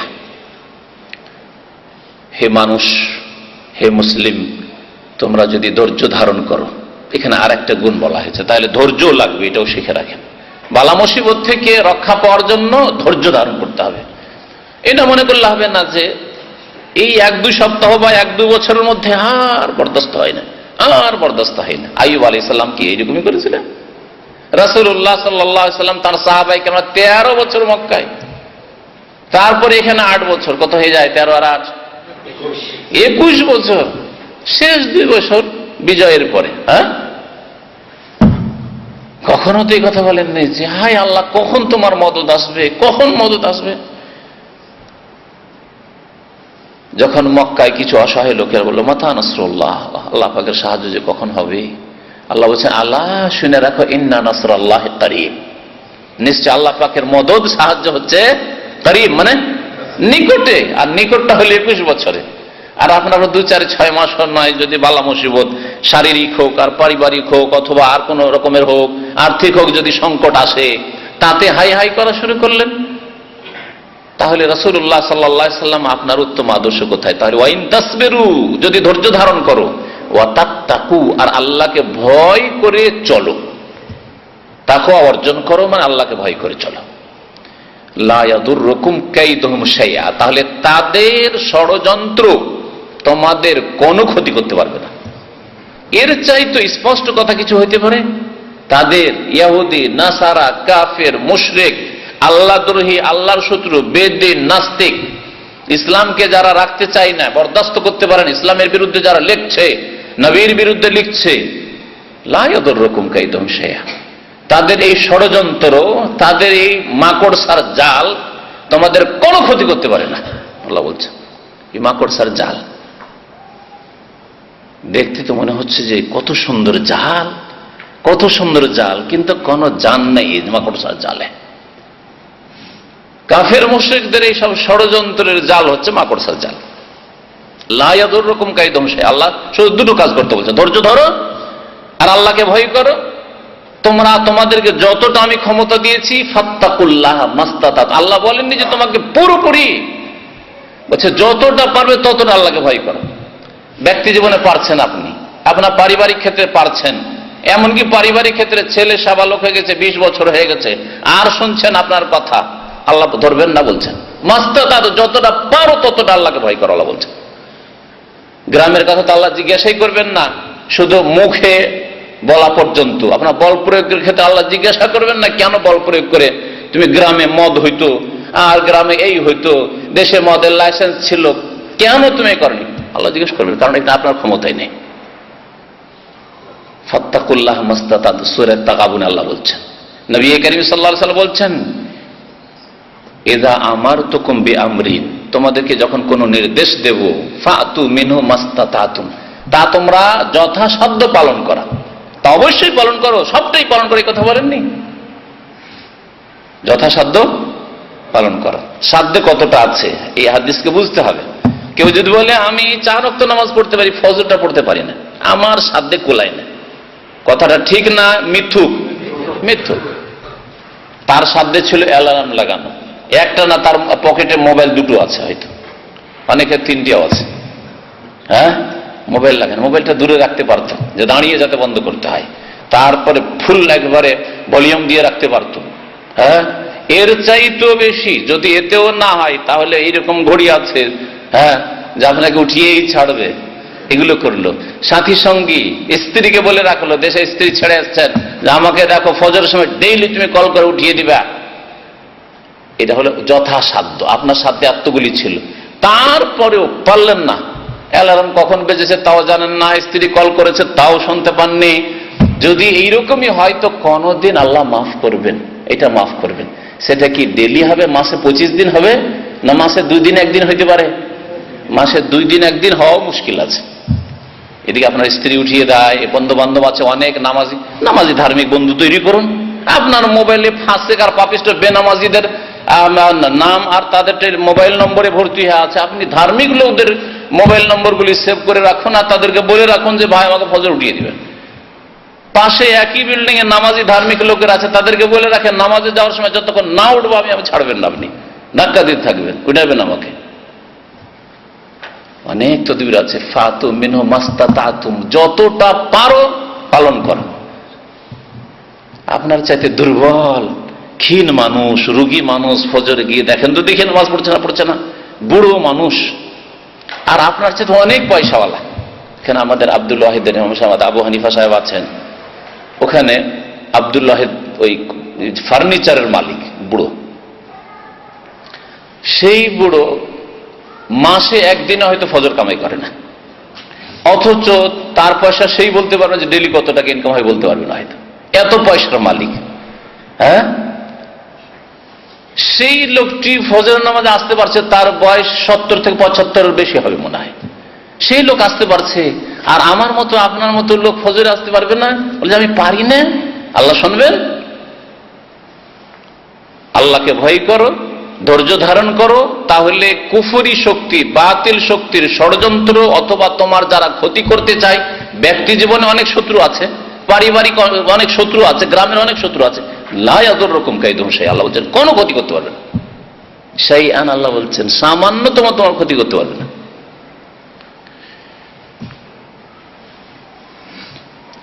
নবী করিম সাল্লাল্লাহু আলাইহি ওয়াসাল্লাম আব্দুল্লাহ বিন আব্বাস রাদিয়াল্লাহু তাআলা আনহুমাকে বলেছিলেন, ইহফাজিল্লাহ ইয়াহফাজুক, আল্লাহর হেফাজত করিও, আল্লাহ তোমার হেফাজত করবেন। কত সংক্ষেপ কথা, কিন্তু পুরো দিন এতে ভরা আছে। আল্লাহর হেফাজত যে করবে সে নামাজের অবশ্যই হেফাজত করবে, তাই না? রোজা, রমজান মাসে রোজার হেফাজত অবশ্যই করবে, সে জাকাতের হেফাজত অবশ্যই করবে, সে হজের হেফাজত অবশ্যই করবে, হজ না করে দেশে যাবে না। আর হজকে এত ডিলে করবে না, যেই বছর হজ করে সেই বছরেই করবে। যে আল্লাহর হেফাজত করবে সেই ব্যক্তি কখনো পাপ করতে পারে না। মায়ের সামনে ফিল্ম খুলে দেখতে পারবেন? বলেন তো দেখি। আমাদের বাঙালি সমাজের ফাসেক পারবে না, অন্য সমাজের হইতে পারে, কিন্তু বাঙালি সমাজের ফাসেক হইলেও আলেম সমাজ দেখলে ওই বিড়ি সিগারেটটা চট করে লুকিয়ে নেয়। এতটুকু সম্মান অন্তত করে আলেম সমাজে, তাই না? মা বাবার শ্রদ্ধা সম্মান করে, বিড়ি সিগারেট খেলো মা বাবার সামনে খায় না, তাই না? ফিল্ম দেখলে লুকিয়ে বাপ মায়ের সামনে করবে না। হ্যাঁ, মায়ের সামনে কোনোদিন নিজের স্ত্রীর কাঁধখানেও হাত রাখবে না, করবে? বাঙালি সমাজ করে না। তাহলে চিন্তা করেন, আপনি মানুষকে কত লজ্জা করছেন আর আল্লাহকে লজ্জা করছেন না। ইহফাজিল্লাহ, আল্লাহকে লজ্জা করুন, আল্লাহর হেফাজত করুন, আল্লাহর হকের হেফাজত করুন, আল্লাহ পাক আপনার জানমালের হেফাজত করবেন। ইহফাজিল্লাহ, আল্লাহর হেফাজত করো, তাজিদহু তুজাহাক, আল্লাহকে সব সময় তোমার সামনে পাবে। যেমন সামনে পেলে যে কোনো সুবিধা অসুবিধায় ডাকতে পারেন আপনি, যে ভাই আসেন তো একটু ধরেন তো, বোঝাটা উঠাতে পারছি না, মানে আল্লাহ পাক সবসময় আপনার সামনে, অর্থাৎ সবসময় আল্লাহ পাক আপনার দোয়া শুনবেন। ভাষ্যকার বলছেন যে আল্লাহর হেফাজত করো মানে আল্লাহ পাকের আদেশ নিষেধের হেফাজত করো। আল্লাহ পাকের আদেশ নিষেধের হেফাজত করো। আল্লাহ কি আদেশ করেছেন, কি নিষেধ করেছেন, আদেশ অনুমতি আছে করব, হুকুম করেছেন পালন করতে হবে, ফরজ অবশ্যই পালন করতে হবে, এটা হচ্ছে আমার মুখ্য ডিউটি। নিষেধ করেছেন আমার জন্য হতেই পারে না, মরে গেলেও করব না। আল্লাহ হেফাজত করবেন এর মানে কি, আল্লাহ, আল্লাহ তোমার দেখাশোনা করবেন, রক্ষণাবেক্ষণ করবেন। আল্লাহ তোমাকে ওয়াইসাদ্দিদুকা, তোমাকে সঠিক পথে রাখবেন। ওয়ায়াকুনু লাকা নাসীরান ফিদ দুনিয়া ওয়াল আখিরা, আল্লাহ তোমার দুনিয়া আখিরাতে সাহায্য সহযোগিতা করবেন, সাহায্য করবেন, মদদ করবেন। যেমন আল্লাহ পাক বলেছেন সূরা ইউনূসের আয়াত নম্বর 62-তে, আলা ইন্না আউলিয়া আল্লাহ লা খাউফুন আলাইহিম ওয়া লা হুম ইয়াহজানুন, যারা আল্লাহর বন্ধু তাদের কোনো ভয়ও নেই, তাদের কোনো চিন্তা নেই। আল্লাহর বন্ধু হওয়ার রাস্তা সবার জন্য খোলা আছে। আল্লাহর বন্ধু মানে পীরতন্ত্র সুফিবাদ নয়। আল্লাহর বন্ধু মানে এমন কোন রাস্তা, যে রাস্তা জটিল, ওই রাস্তায় পৌঁছা যাবে না, এমন কথা নাই। এসব মিথ্যা কথা, এসব মিথ্যা ব্যাখ্যা। আল্লাহ পাকের বন্ধুত্বের রাস্তা সকলের জন্য খোলা আছে। যে ব্যক্তি আজকে কুফরি থেকে ঈমান নিয়ে আসবে আর সৎকর্মশীল হয়ে যাবে, তাকওয়া অর্জন করবে, ঈমান মজবুত করবে, আল্লাহ ভীরুতা অন্তরে আসবে, পাপ মুক্ত হবে, সেই ব্যক্তি আল্লাহর বন্ধু। আল্লাযীনা আমানু ওয়া কানু ইয়াত্তাকুন, যে মুমিন মুত্তাকি সেই আল্লাহর বন্ধু। বালা মুসিবত থেকে রক্ষার দ্বিতীয় উপায় হচ্ছে নেক আমল করা, সৎ ব্যবহার করা। নেক আমল আল্লাহ হকের ক্ষেত্রে তো করবেন, কিন্তু বিশেষ করে মানুষের সাথে সবসময় সৎ ব্যবহার করবেন। আর মানুষের মধ্যে সবচেয়ে ঘনিষ্ঠ ব্যক্তি বাপ মা, তাদের সাথে সৎ ব্যবহার করবেন। আত্মীয় স্বজন যাদের সাথে রক্তের সম্পর্ক আছে তাদের সাথে সদাচরণ করবেন। পাড়া প্রতিবেশী তাদের সাথে সৎ ব্যবহার করবেন। যারা রুমমেট হয়তো কর্মক্ষেত্রে আছেন তাদের সাথে সৎ ব্যবহার করবেন। যারা চাকরির ক্ষেত্রে অফিসে গিয়ে তাদের সাথে দিনে 8 ঘন্টা 10 ঘন্টা দেখা সাক্ষাৎ হয়, অথবা কিছুক্ষণ দেখা সাক্ষাৎ হয়, তাদের সাথে সৎ ব্যবহার করবেন। যাদের সাথে রাস্তাঘাটে কোথাও গিয়ে কিছুক্ষণ বসার সুযোগ আসলো, সফর সঙ্গী হলেন, তাদের সাথে সৎ ব্যবহার করবেন। সৎ ব্যবহার করলে আল্লাহ পাক রব্বুল আলামিন বালা মুসিবত থেকে রক্ষা করেন।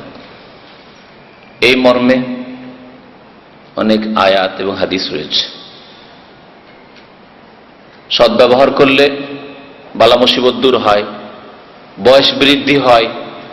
নবী করিম সাল্লাল্লাহু আলাইহি সাল্লামের হাদিস রয়েছে, সহিহ বুখারী মুসলিমে একটি হাদিস রয়েছে যে 3টি লোকের, যে 3টি লোক পাহাড়ের গুহাতে ঢুকেছিল আর গর্ত, ওই যে মুখটা ছিল বন্ধ হয়ে গেছিল।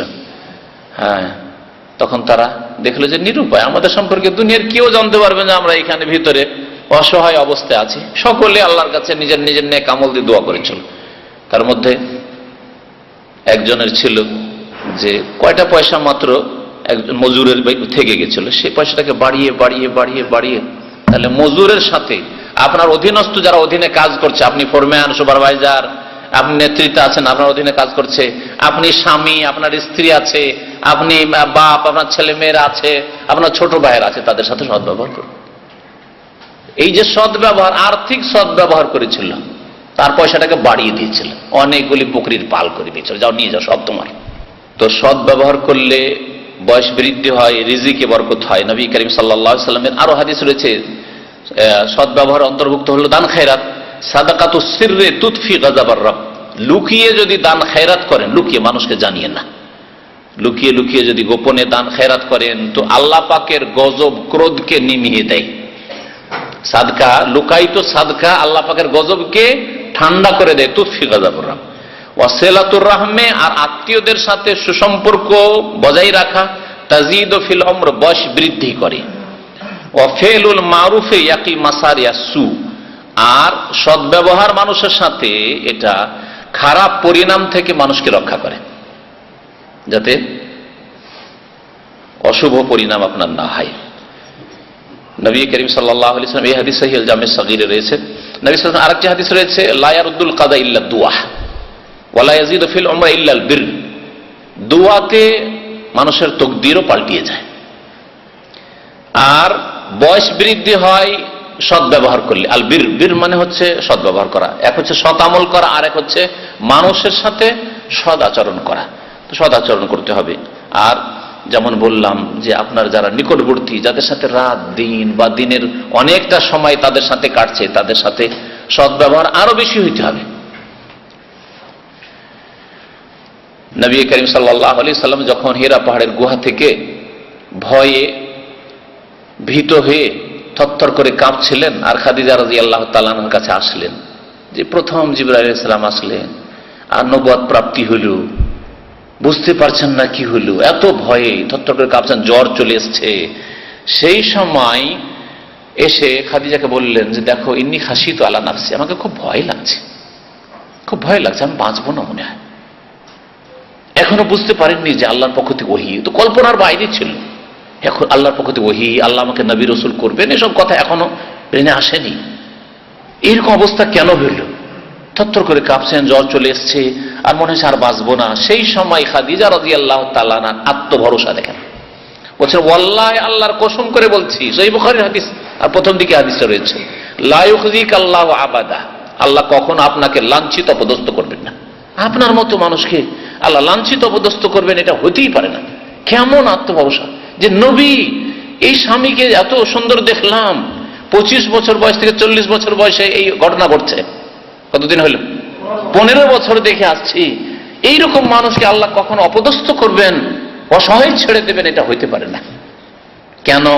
ইন্নাকা লা তাসিলুর রাহিম, ইন্নাকা লা তাসিলুর রাহিম, কারণ আপনি আত্মীয়দের সাথে সুসম্পর্ক বজায় রাখেন, আত্মীয়দেরকে ভুলেন না। ওয়া তাহমিলুল কাল, আর অসহায় যারা ঋণগ্রস্ত তাদের বোঝা নিজের কাঁধে উঠিয়ে নেন। কার কি ঋণ আছে, কার কি বিপদ আছে, কার কি আর্থিক সমস্যা আছে, ঠিক আছে নাও, আমি দিয়ে দিলাম, তোমার ঋণ আমি পরিশোধ করে দিলাম। এই ছিল নবী করিম সাল্লাল্লাহু আলাইহি ওয়াসাল্লামের কাজ। জাহিলিয়াতের জামানায়, নবী হওয়ার পরে না, নবী হওয়ার আগের কথা এগুলো। তাহমিল কাল ওয়া তাকসিবুল মাদুম, আর যারা সর্বহারা তাদের জন্য আপনি রুজি রোজগার করেন। আপনি তো নিজের পেটের চিন্তা করেন না, আপনার পরিবারের চিন্তা করেন না। আপনি যারা মাদুম মানে সর্বহারা, কিছুই নেই, রোজগার করার কোনো লোক নেই যার বাড়িতে, ইয়তীম বিধবা, তাদের জন্য আপনি তাকসিব মানে রুজি রোজগার করেন, উপার্জন করেন, আপনার আয় উপার্জন ওদেরকে দেন। এইরকম লোককে আল্লাহ অপদস্থ করবেন, এটা হইতে পারে না। ওয়া তুঈনু আলা নাওয়াইবিল হক, আর যে কোনো হকের ক্ষেত্রে আপনি সাহায্য সহযোগিতা করেন, আপনার মতো মানুষকে কখনো আল্লাহ লাঞ্ছিত অপদস্থ করবেন না। এই যে গুণগুলি দেখলেন, এগুলি হচ্ছে ভালো গুণ, সদ্ব্যবহারের গুণ। সবসময় মানুষের কল্যাণ করার চেষ্টা করবেন, কারো অকল্যাণ করবেন না, তাহলে আল্লাহ পাক রব্বুল আলামিন কখনো লাঞ্ছিত অপদস্থ করবে না। তৃতীয় উপায় হচ্ছে দোয়া করা, আল্লাহর কাছে বেশি বেশি দোয়া করা। দোয়া করতে হবে আগে থেকে, যখন সুখে আছেন তখনই দোয়া করতে হবে যে আল্লাহ আমার এই সুখ নিয়ামত ছিনিয়ে নিয়ে না। এমন নয় যখন সুখে আছেন নাকে তেল দিয়ে ঘুমাচ্ছে, বেপরোয়া হয়ে আছেন না। নবী করিম সাল্লাল্লাহু আলাইহি ওয়াসাল্লাম একটি হাদিস, কেউ যদি দুঃখের সময় আল্লাহকে পেতে চায়, তাহলে সে যেন সুখের সময় আল্লাহকে বেশি বেশি ডাকে। ফালিউকসিরিদ দুআ ফির রাখা। আর বালা মুসিবত চলে আসার পরেও বালা মুসিবত দূর হতে পারে যদি আল্লাহ পাক রব্বুল আলামিনের কাছে সত্যিকার অর্থে আপনি দোয়া করার মতো দোয়া করেন। ইউনুস আলাইহিস সালামের জাতি, ইউনুস আলাইহিস সালাম তো রাগ করে চলে গেলেন জাতিকে ছেড়ে। সেই জাতি পাপিষ্ঠ গুনাহগার জাতি ছিল, তারপরও তারা ভুল বুঝতে পারলো যে ভুল করেছি। নবী চলে গেছেন, খুঁজেও পাচ্ছি না কোথায় চলে গেছেন, না হলে তাকে ধরতাম, তার কাছে মাফ চাইতাম, তাকে বলতাম আল্লাহর কাছে দোয়া করেন, আমরা তওবা করছি। কাকে বলবো? চলো মাঠে চলো, নিজের ছেলে মেয়ে সবকে নিয়ে, বাল বাচ্চাকে নিয়ে, নিজের এমনকি গবাদি পশু সবগুলিকে নিয়ে মাঠে, তাফসীরকাররা উল্লেখ করেছেন। খারাজু ইয়াদউনা ইলাল্লাহ, চিৎকার করে আল্লাহকে ডাকা শুরু করলো, ফরিয়াদ করা শুরু করলো। ওয়া হাজারু আতফালাহুম, বাচ্চাদেরকে নিয়ে, ওয়া দাওয়াবাহুম মামাশিহিম, যা বাড়িতে ছিল গরু ছাগল যা আছে বকরি সবগুলিকে নিয়ে, যে আল্লাহ যদি আমাদের রহম না করেন তো এই গরু বকরিগুলো তো আল্লাহ রহম করবে, এই বলে তারা নিয়ে গেছিল। দোয়া করতে শুরু করলো। আল্লাহ পাক রব্বুল আলামিন তাদের দোয়া শুনলেন, ফারাহিমাহুমুল্লাহ, আল্লাহ দয়া করলেন, ওয়া কাশাফা আনহুমুল আযাব, তাদের আযাবকে দূর করলেন। কোরআনে কারীমে এই মর্মে আয়াত রয়েছে, সূরা ইউনূসের আয়াত নম্বর 98। মহান আল্লাহ ইরশাদ করেন, ফালাউলা কানাত কারিয়াতুন আমানাত ফানাফা ঈমানুহা ইল্লা কওমা ইউনুস। এমন কোন জনপদ ছিল না যে জনপদ আযাব দেখার পরে রক্ষা পেয়েছে। আল্লাহর আযাব যদি আকাশে দেখে নিয়েছে, আর কাউকে আল্লাহ আযাব দেননি, আযাব নেমে এসছে। যেমন ফিরআউনও তওবা করছিল ডোবার সময়, কিন্তু আল্লাহ পাক আর সময় নেই, সময় শেষ হয়ে গেছে, তওবার দরজা বন্ধ হয়ে গেছে। কিন্তু এই জাতিকে আল্লাহ ছাড় দিয়েছিলেন, কারণ নবী তাদের সামনে ছিলেন না। আল্লাহ রহম করলেন যে নবী থাকলে হয়তো আরো সুযোগ পেত। চলো, আযাবের লক্ষণ বুঝতে পেরেছে, ভুল স্বীকার করেছে তারা। আল্লাহ পাক বলছেন যে ইল্লা কওমা ইউনুস, এই ইউনুস আলাইহিস সালাম জাতিকে লাম্মা আমানু, যখন এরা ঈমান নিয়ে আসলো, কাশাফনা আনহুম আযাবাল খিজি ফিল হায়াতিদ দুনিয়া, পার্থিব জীবনের এই লাঞ্ছনাকর আযাবকে আমি দূর করে দিয়েছিলাম তাদের। এই জাতি ধ্বংস হয়ে গেলে কিয়ামত পর্যন্ত মানুষ বলতে থাকতো যে ইউনুস আলাইহিস সালামের জাতি আল্লাহ পাকের আসমানি আযাবে ধ্বংস হয়েছে, এই লাঞ্ছনাকর কথা থেকে তো বেঁচেছে। আর যে আযাব শাস্তি তাদের উপর হইতো তা তো হইতোই। ওয়ামাত্তানাহুম ইলাহিন, আর কিছু সময়ের জন্য তাদেরকে ভোগের সুযোগ দিয়েছিলাম যে দুনিয়াতে থাকো। কখন দিয়েছিলাম? যখন তারা ঈমান নিয়ে এসেছিল। তো আল্লাহ পাকের কাছে তারা দোয়া করেছিল, তখন আল্লাহ পাক রব্বুল আলামিন তাদের দোয়া শুনেছিলেন। এইরকম ইউনুস আলাইহিস সালামের উপর ওইদিকে মুসিবত আসলে, মাছের পেটের মুসিবত, ওখানে ইউনুস আলাইহিস সালাম দোয়া করলেন, আল্লাহ পাকে স্মরণ করে আল্লাহ পাক রব্বুল আলামিন তার দোয়া শুনলেন। ইমাম ইবনুল কাইয়িম রাহমাতুল্লাহ আলাইহি বলছেন যে দুনিয়াতে যে মানুষের উপর বালা মুসিবত আসে, তার সাথে দুয়ার লড়াই চলে, সংঘর্ষ। খুব সুন্দর কথা বলেছেন তিনি। দুয়ার সংঘর্ষ হয় কার সাথে? বিপদ আপদের সাথে, বালা মুসিবতের সাথে। ধরেন আপনার জীবনে বালা মুসিবত এসছে, আর আপনার দোয়া এদিকে চলছে, দুয়ার সংঘর্ষ লড়াই চলছে কার সাথে? এদিকে বালা মুসিবতে নেমে আসছে, আর এই দোয়া বালা মুসিবতে তাড়াবার চেষ্টা করছে। এই মর্মে বলছেন যে ওয়ালাহু মাল বালায় সালাসু মাকামাত, তিন রকম হয়ে থাকে এই সংঘর্ষের পরিণামটা, তিন রকম হয়ে থাকে। আইয়াকুনা আকওয়া মিনাল বালায় ফায়াদফাউহু, হয়তো দুয়াই শক্তিশালী আর বালা মুসিবত যেটা ওটা অত শক্তিশালী না, পাপের কারণে বা ভুলের কারণে, অথবা আল্লাহ পাকের পরীক্ষা বালা মুসিবতে নেমে এসছে। এই দিক থেকে যে বান্দার দুয়া সেটা অত্যন্ত শক্তিশালী, প্রবল। দোয়া এত শক্তিশালী যে বালা মুসিবত আর আসতেই পারলো না, আসছিল কিন্তু সরে গেল। ফায়াদফাউ, তখন এই বালা মুসিবতকে ধাক্কা দিয়ে ফেলে দেয় এই দোয়াতে। দোয়া যদি শক্তিশালী হয় তাহলে ওই রকম দোয়া হইতে হবে। দ্বিতীয় স্তর হচ্ছে আইয়াকুনা দুআউ আযআফ মিনাল বালা, দোয়া হচ্ছে দুর্বল আর বালা মুসিবত হচ্ছে প্রবল। দুই দিক থেকে লড়াই, এই লড়াই চলছে। ফায়াকু আলাইহিল বালা, তখন বালা মুসিবতটাই শক্তিশালী হয়ে যায়। ফায়ুসাবু বিহিল আবদু, তখন বান্দার উপর বালা মুসিবত, দোয়া করা সত্ত্বেও বালা মুসিবত চলেই আসে।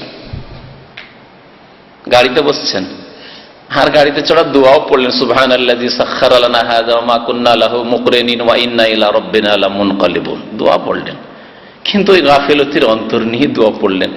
এছাড়াও আরো যে আপনার আগে পরের জীবনটা আছে, অন্তরের অবস্থা ওই রকম নয়। বালা মুসিবত আসছিল ওই দিক থেকে প্রবল আকার ধারণ করে, আর এইদিকে আপনার দোয়া বালা মুসিবতের সামনে গিয়ে দুর্বল হয়ে পড়লো, তখন বিপদ চলে আসে। কিন্তু দোয়া দিয়ে তো কিছু ফল হবে, হ্যাঁ ফল হয়। ওয়ালাকিন কাদ ইউখাফফিফুহু ওয়া ইন কানা যায়িফান, তবে বালা মুসিবত হালকা হয়ে যায়, হালকা হয়ে যায়। দুই দিক থেকে যদি সংঘর্ষ হয়, হ্যাঁ, আর সংঘর্ষে একদিক থেকে যদি দুর্বলতাও থাকে, কমপক্ষে এইদিকে ধাক্কাটাকে হালকা তো করতে পারবে, আসলে হালকা তো করবে, অত জোরে আর ধাক্কাটা আসলো না। ঠিক ওই রকমই বালা মুসিবত আসছে, বালা মুসিবত বেশি শক্তিশালী, দোয়া যাচ্ছে, দোয়া দুর্বল, গাফেল অন্তর, পাপের জীবন, অনেক গুনার মধ্যে আছেন আর দোয়া করছেন। বালা মুসিবত আসলো, কিন্তু বালা মুসিবতের খানিকটা হালকা করতে পারলো দোয়াতে। দোয়া দ্বারা বালা মুসিবত তাহলে হালকাও হয়, পুরোপুরি শেষ না হইলে। তৃতীয় স্তর হচ্ছে আইয়াতাকাওয়ামা ওয়া ইয়ামনাউ কুল্লু ওয়াহিদ মিনহুমা সাহিবাহ, দুটোই একই রকমের। যেমন বালা মুসিবত শক্তিশালী, দোয়াও শক্তিশালী। হ্যাঁ, বা হালকা বালা মুসিবত আসছিল, দোয়াটাও আপনার হালকা হালকা ছিল। যদি দুটোই শক্তির দিক থেকে সমান হয়, তাহলে দোয়া এই দিক থেকে গিয়ে, ওই যে যখন বোমা বর্ষণ হয় তখন বোমাকে রোকার জন্য প্যাট্রিয়ট বলে ওটাকে, শুনেছেন নাম?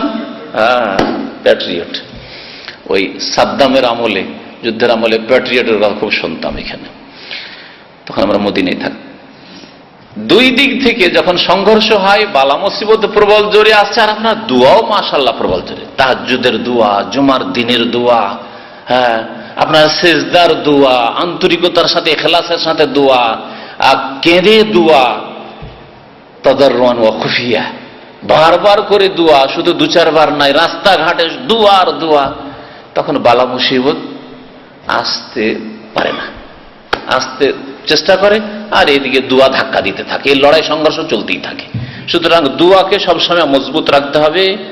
এটাই হচ্ছে আল্লাহ পাক রব্বুল আলামিনের নীতিমালা চিকিৎসার ক্ষেত্রে বা বালা মুসিবত দূর করার ক্ষেত্রে। 4 নম্বর উপায় হচ্ছে তওবা ইস্তেগফার করা। তওবা ইস্তেগফার বেশি বেশি করবেন। আল্লাহ পাক রব্বুল সূরা আনফাল আয়াত নম্বর 33 এ ইরশাদ করেছেন, ওমা কানাল্লাহু মুআযযিবাহুম ওয়া হুম ইস্তাগফিরুন। আল্লাহ ওই জাতিকে আযাব দেবেন না, শাস্তি দেবেন না যারা ইস্তেগফার করে, আল্লাহর কাছে মাপ চাই, ক্ষমা চায়। তওবা ইস্তেগফার, এই নিরাপত্তা কিয়ামত পর্যন্ত আছে।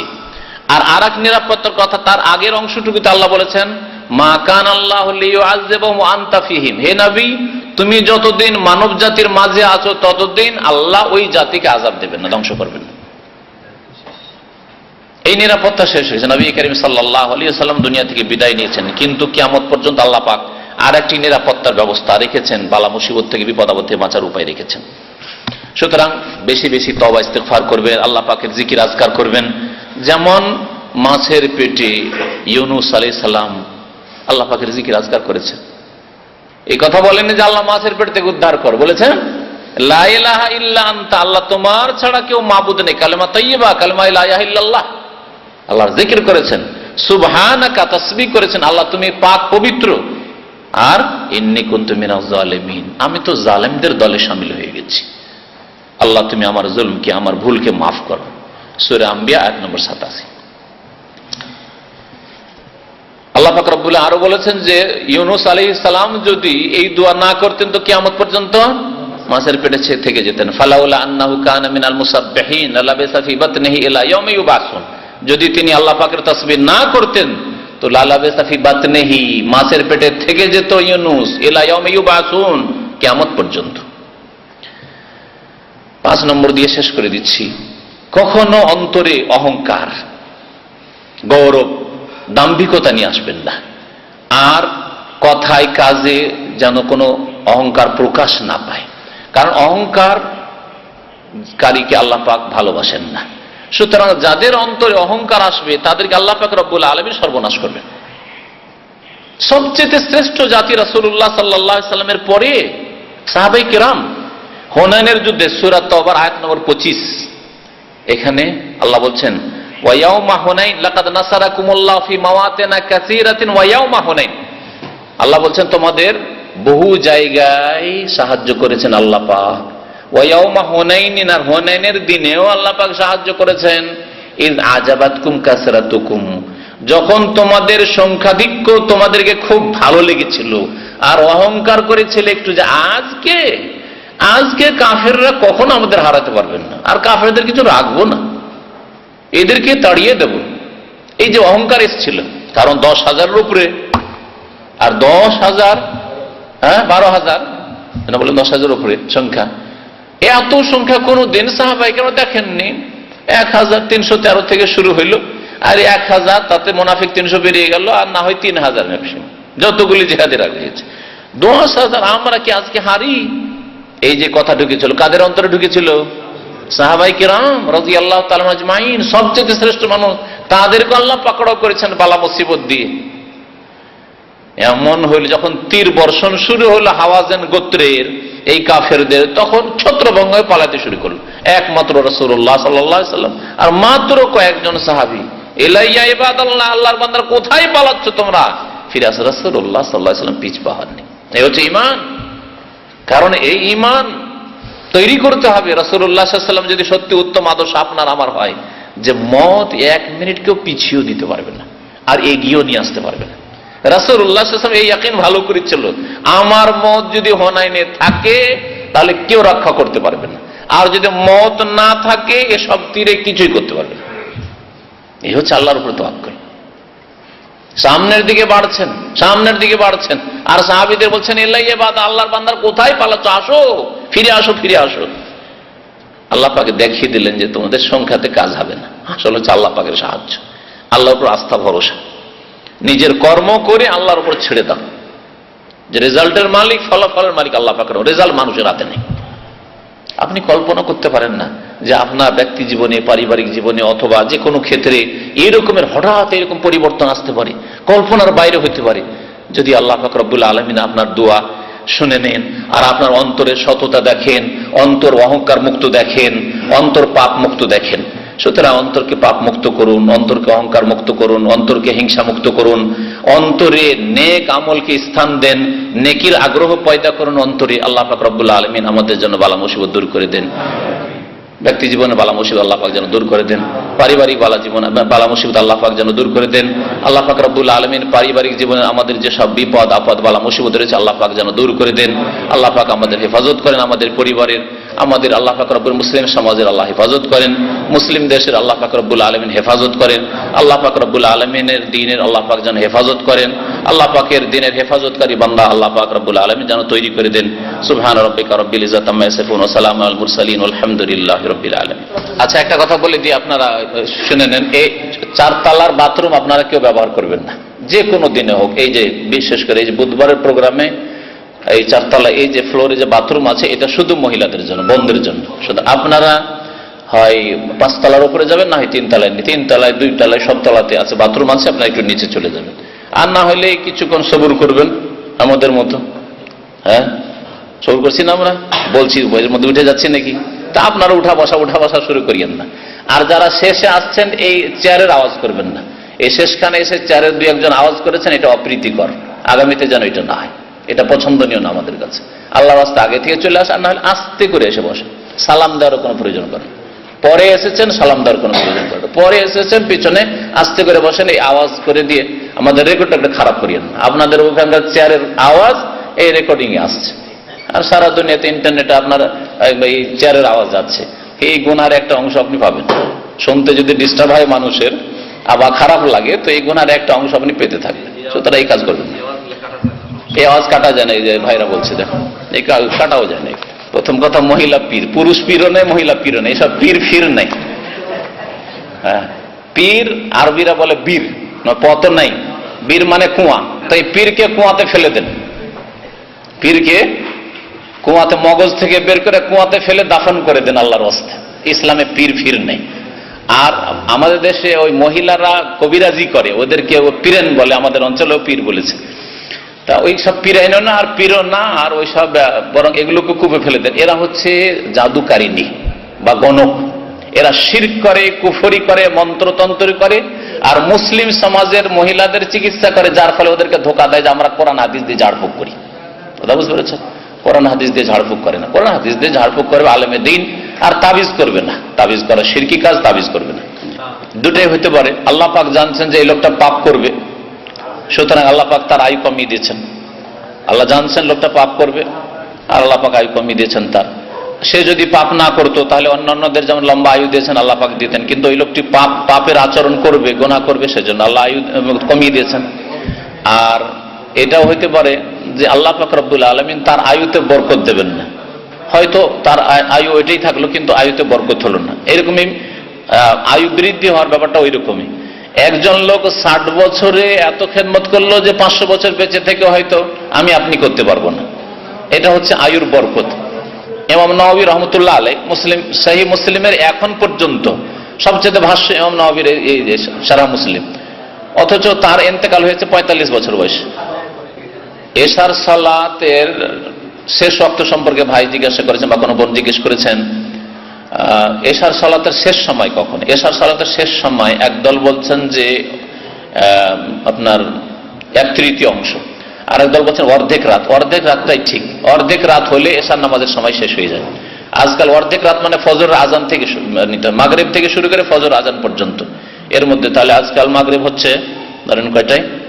5:40-এ, 5:40-এ, তো 6টা, তো 6টা থেকে শুরু করে আর ফজর আজান হচ্ছে 4:48, ধরেন 5টা পর্যন্ত ধরে না। জি জি, 45-46। তো কয় ঘন্টা হইল? ওইদিকে 5টা আর এদিকে হচ্ছে 10 ঘন্টা। তাহলে 11টা পর্যন্ত অর্ধেক রাত হয়ে যায়, তাই না? তাহলে 11টার পরে নামাজ পড়লে গুনাহগার হবে। হ্যাঁ 11 ঘন্টা হয়, তাহলে 5.5 ঘন্টা, 11:30, ঠিক না? 11:30 না, 6 5 11, হ্যাঁ তো 6টা থেকে হলে 5.5 ঘন্টা, 11:30 হচ্ছে, 6 5 11 না, 11:30 নাকি? যাই হোক, তো মোটামুটি ধরে না আনুমানিক 11:30 11:30 হইলে এশার নামাজের সময় শেষ হয়ে যায়। জি, ফজর পর্যন্ত এশার সময় থাকে না, ফজর পর্যন্ত এশার সময় থাকে না। যদি হয়তো একদল বলছে যেটা অপছন্দনীয় অক্ত, ফজর পর্যন্ত কিন্তু নাই, আর অক্ত নেই। নবী সাল্লাল্লাহু আলাইহি ওয়াসাল্লামের কোনো হাদিস দ্বারা প্রমাণিত হয় না যে এশার নামাজের অক্ত ফজর পর্যন্ত যাচ্ছে, বরং এলা সুলুসিল লাইল আর এলা নিসফিল লাইল, এই 2 রকম হাদিস আছে। জি, অর্ধেক রাত পর্যন্ত।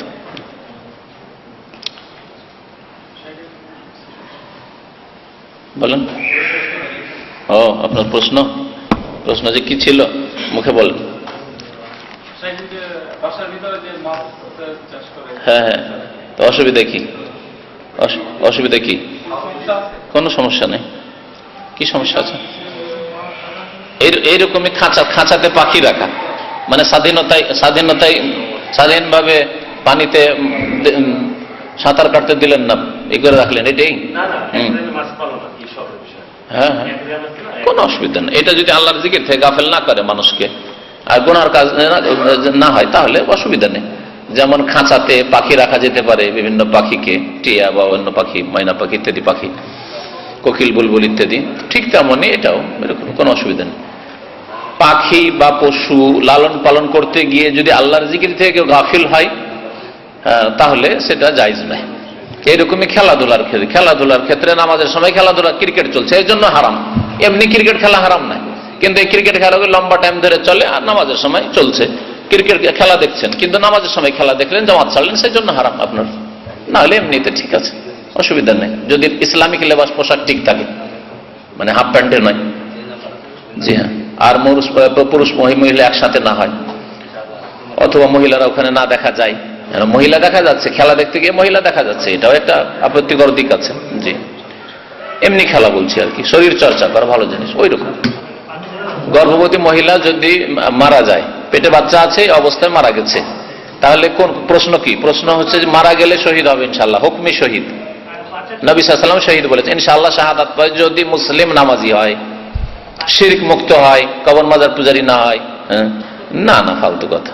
তবলিগ করতে এসে মূর্খরা তবলিগ করে, চিল্লার তবলিগ, পুরুষগুলি অধিকাংশ মূর্খ, তো মহিলা তো মূর্খ, সব আছেই। বাচ্চাটাকে ফেরেশতা বলে, বাচ্চা তো মরে যায় সাথে সাথে। হ্যাঁ, পুরুষ ওই মহিলা মায়ের ইন্তেকালের সাথে সাথে পেটের বাচ্চা মারা যায়। জি হ্যাঁ হ্যাঁ, মাছ ধরা নিষেধ নাই, কিন্তু ওই দাউদ আলাইহিস সালামের জামানায়, যেদিন দাউদ আলাইহিস সালামের খুতবা বক্তব্য হয়তো বা তার ইবাদত বন্দেগীর দিন ছিল, সেই সময় শনিবারের দিনে মাছ ধরা নিষেধ করা হয়েছিল। আর এটা পরীক্ষাও ছিল তাদের, ওই দিনে বেশি বেশি মাছগুলো আসতো, আর ওই দিনে মাছ ধরা বন্ধ।